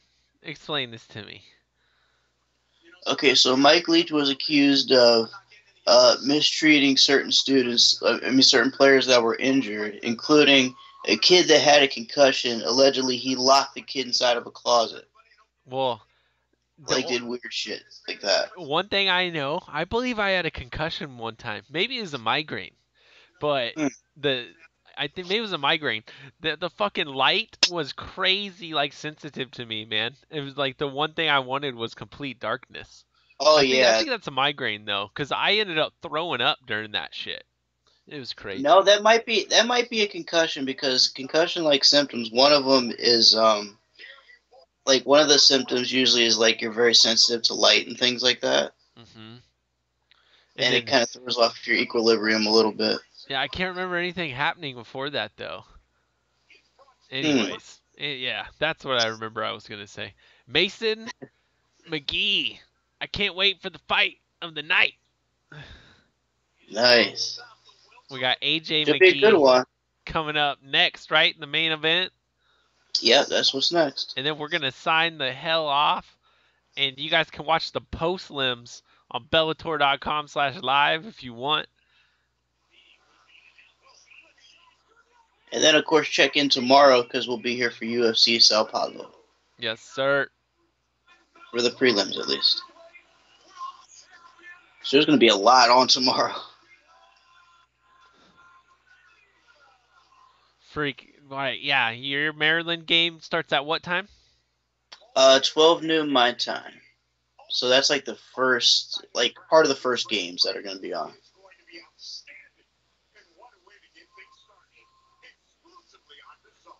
Noon your time. So, yeah, one of the 9 a.m. ones.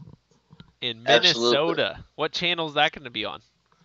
Oh, that's going to be on the Big Ten Network here. Okay. Which is like a special package you get.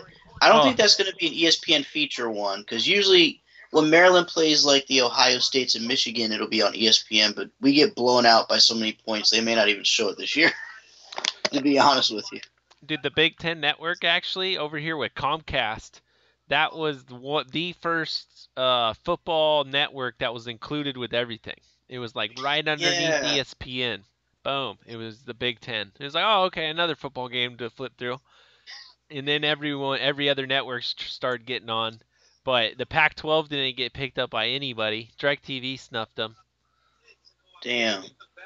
I forgot what ACC was who ACC was picked up by first, but Well, those were one of the packages I remember we had. A lot of them are available on ESPN now.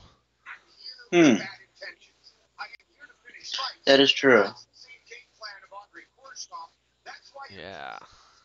Oh shit, they're interviewing Lima about Koreshkov. It's gonna be an amazing fight. Wait, so Rory beat Lima for the title? Yes. Okay. It was a very close fight, and honestly, I thought it was very close. Rory won, but he won by a small margin. It was, yeah, I remember that shit.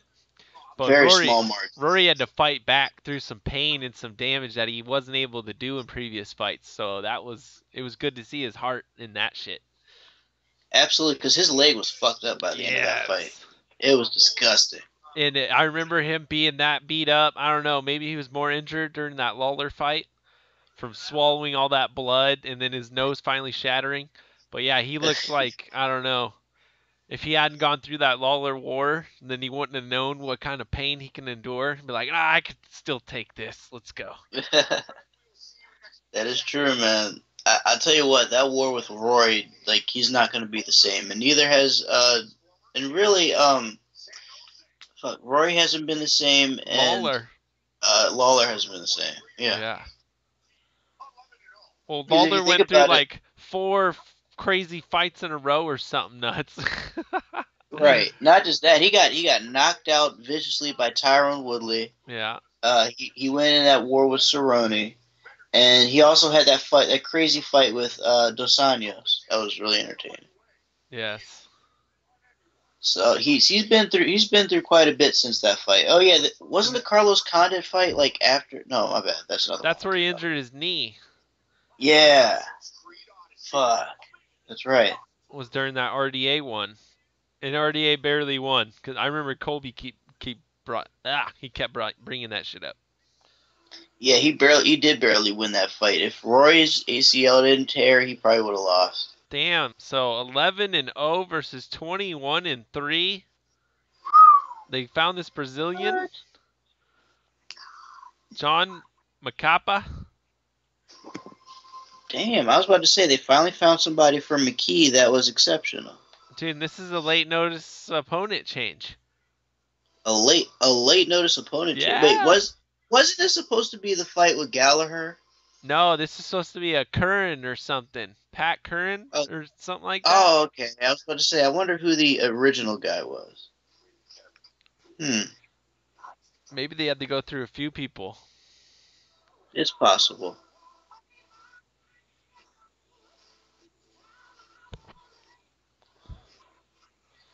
Yo, did you see the meme of Dana White giving like his coming face or whatever online? Yeah, because it was the meme. He's like the face you make when all your stars come back. Yeah. It's like Connor, John Jones, and like all the stars. He's like, oh my god, yes. One person had 2 of them, and it was him like, and then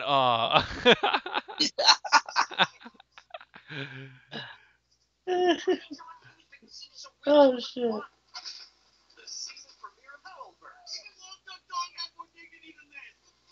Oh man. Here we go.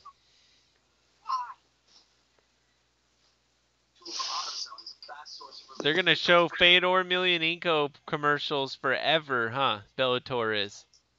Man, they're really gonna pimp out Fedor and Chael. They might as well, because it's funny because that's an intriguing matchup within itself. Because I remember when Chael was talking shit about Fedor back when Chael was fighting in the UFC, saying that Fedor's fights were fixed and all that.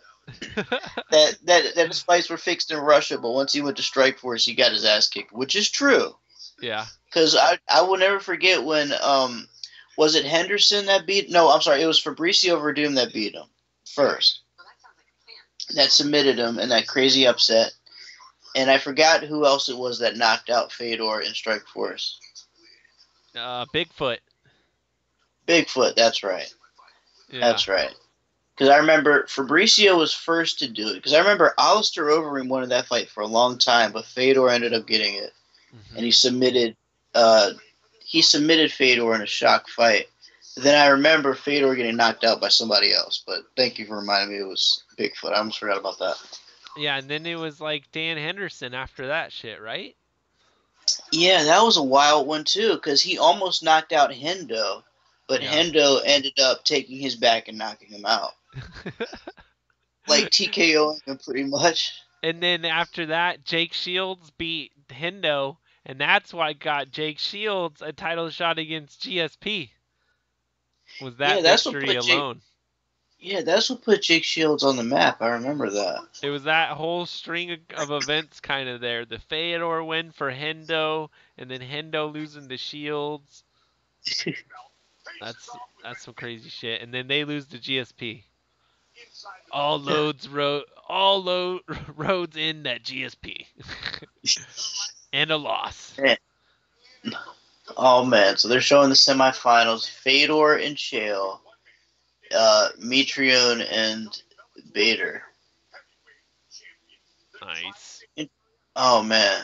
So Chael could face either Bader or Mitrione, or Fedor could face Bader or Mitrione. That's gonna be crazy. Right.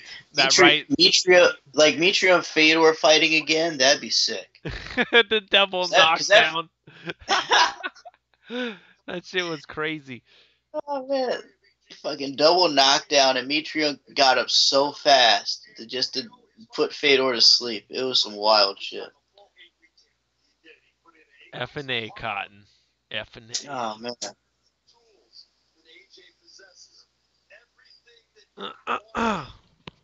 I think that was one of those times when the Bellator didn't compete with the UFC. They went their own weekend.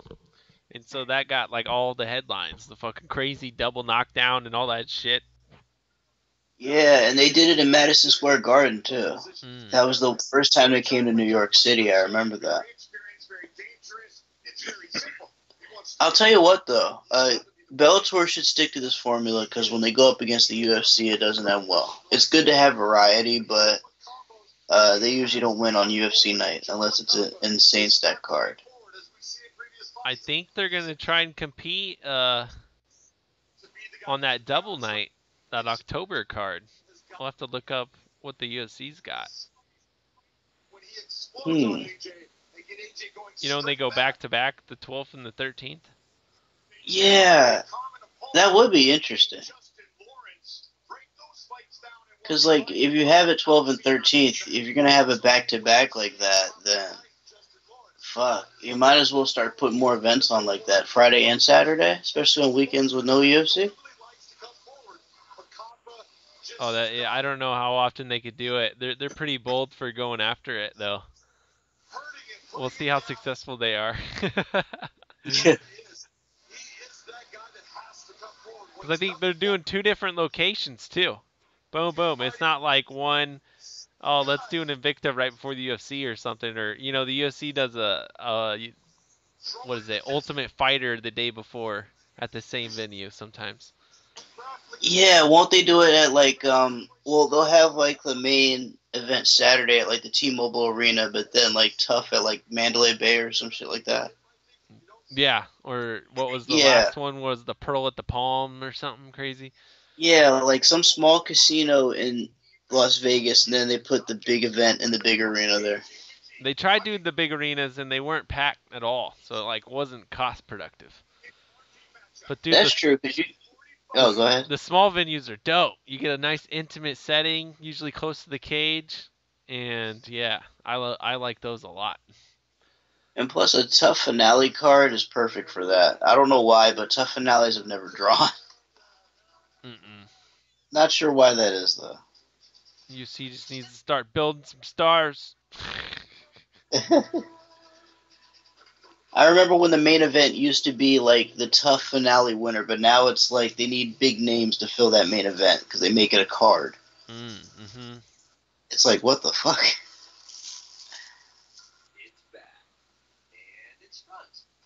Oh man. Speaking of that, who's supposed to be headlining this next one coming up?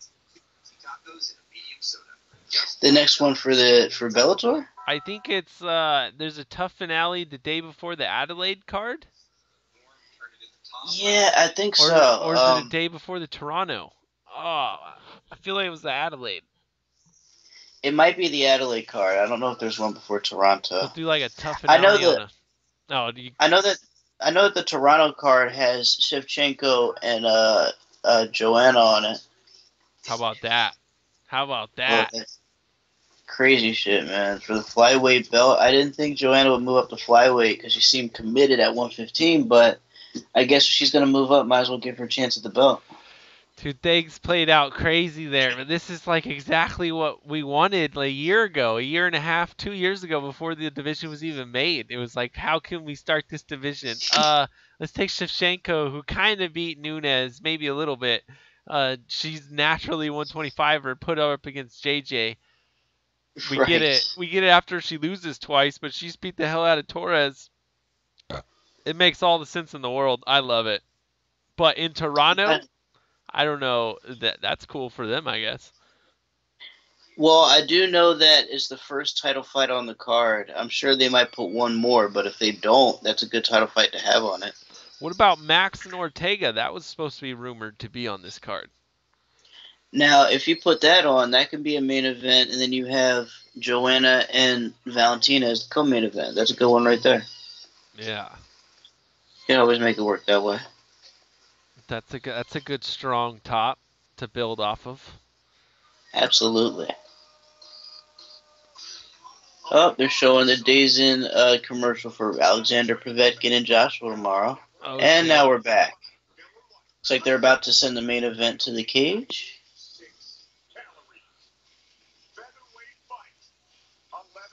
Oh, it's like a whole mixture.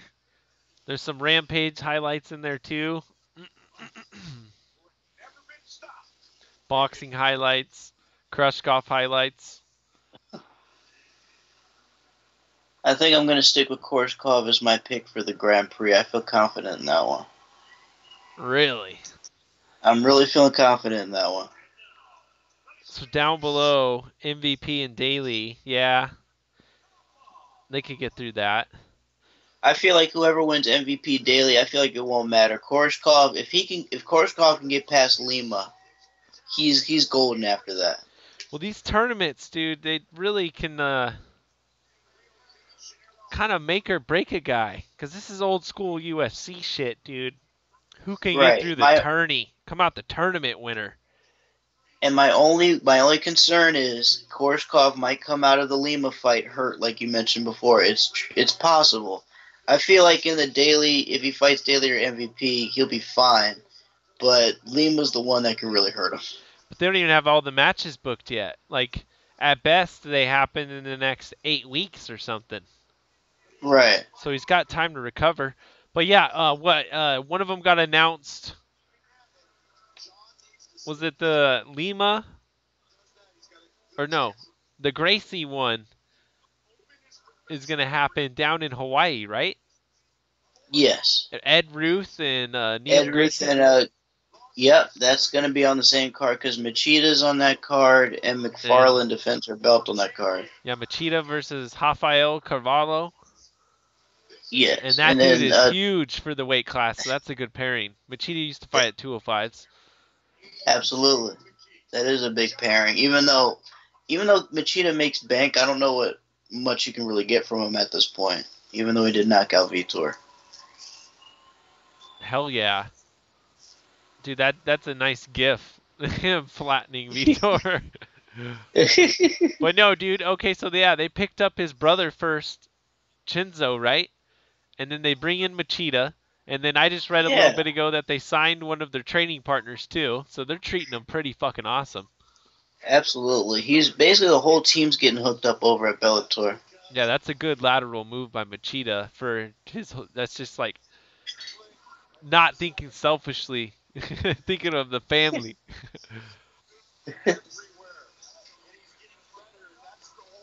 All right. Who we got in the cage now? We have we have Oh, that's the McKee Brazilian, about to 21-3. Yeah, the Brazilian's in there. McKee on my screen is about to enter.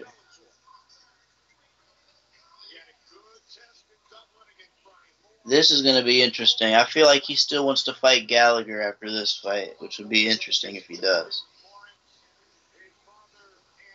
This is going to be a challenge, though. 21-3 is no joke.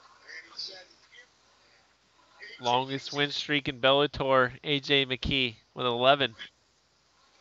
I will say this. AJ McKee better hope he doesn't get punched in the ear, because looking at his ears up close, it honestly looks like it could bleed at any moment. Like, my man didn't drain his ears before the fight. That's not good. 11-0 versus 21-3-2. Oh, he has 2 draws. Okay. Where did those happen? Not sure. He is a 31-year-old Brazilian, so he's probably been around for a little bit with a record like that. 21-3-2.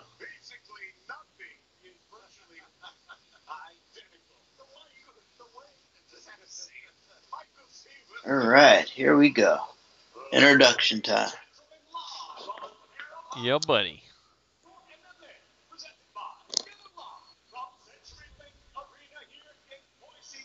Bellator on DAZN. Bellator on Verizon.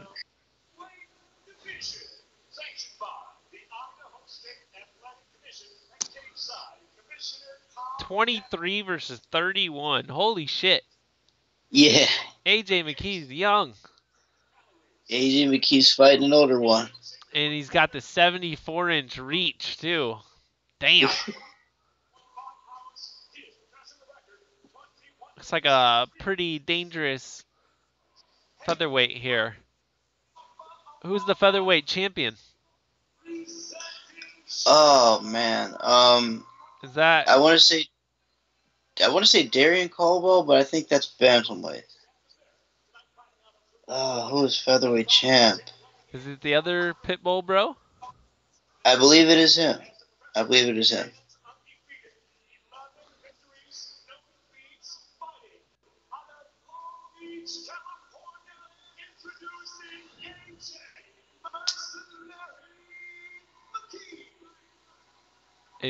AJ McKee's got his whole family in the corner. That's straight up his dad, right? I believe so, yes. That is his father. And then John Macapa. Nova União is the team he trains out of down in Brazil. A lot of famous Brazilians came out of there. That's the Barão Jose Aldo camp, right? Yep, even Claudio Gadelha used to train there at one point. Okay. Before coming to the States. Oh, we got round 1. Oh, already exchanging kicks. Oh, what's the clock? 48, 47, 46, 45, Got 44, 43, 42. We're good. Stuff.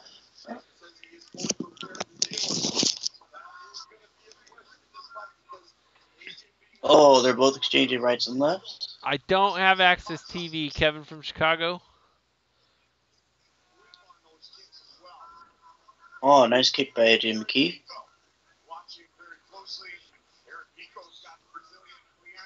Good kick misses.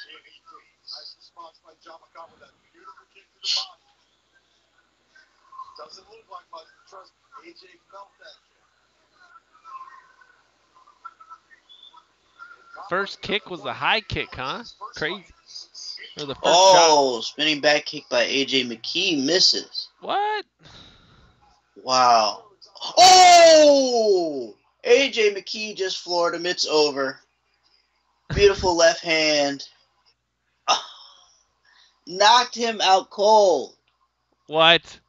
And just like that, it's over. What? All right. I get to react to this. Right around 420 is what we're looking at here, folks.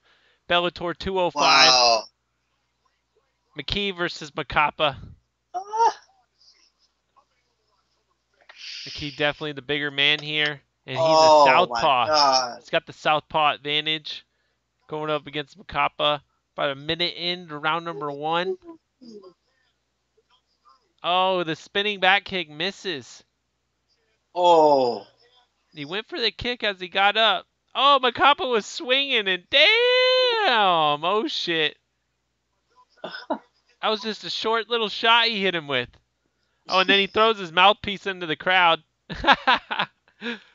Front flip off the cage. That was pretty slick. I like that.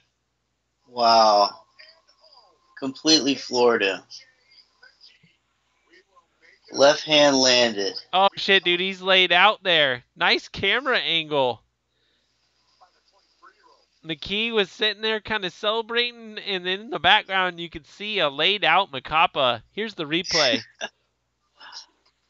Oh, my God. That left hand landed clean on his chin, too. Ooh. Damn. Yeah, that's what it was. And he was just derp. He was already out as he went down. Already done for on his way down. Damn. What a finish. Man, and McKee gave him the mercy kill. He just pushed off his chest and walks away. Didn't even have to give him a finishing off punch and send him into the Darklands. What a hell of a guy. He already knew it. Like, as soon as he landed that punch, he just saw him fold and just completely die off. He's like, fuck it, he's done. He makes the He dirt told the face. referee he was done.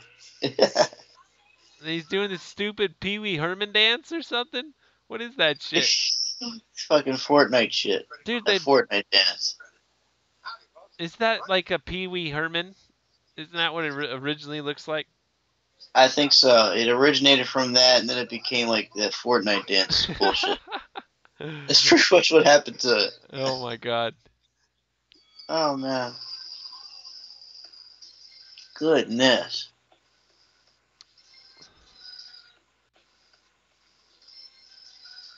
God damn. Whew. Well, Jay, I am spent, bro. I am too, man. That was actually a good card. I'm glad we reacted to that. Hell yeah. AJ McKee came out, got it done. But that ain't it, dude. If you guys want shit to play in the background while you're doing whatever you're doing, I think there's post-lims coming up out here in Bellator. Don't quote me on that. Not quite sure. But no one seems to be leaving in the building. They're all kind of sticking around. Yeah, I think there are some post-limbs. I think they're going to chill for a little bit. Probably get a drink or some shit. Hell yeah, because over here, it's only 8 o'clock on the West Coast. They're like, whoa, bro, we're signed up to be here till like 11. Come on. So they're going to be more fights, but we're going to get the hell out of here. This was fun. We got a nice finish right here at the end. The last one kind of jug along, but overall, good night of fights. I enjoyed it. Jay Smooth? Absolutely. This is definitely a lot of fun, man. Looking forward to the next one. All right. Back tomorrow. UFC, Sao Paulo, prelims. Tune in here. Back to you sickos. We're out of here, though. Peace.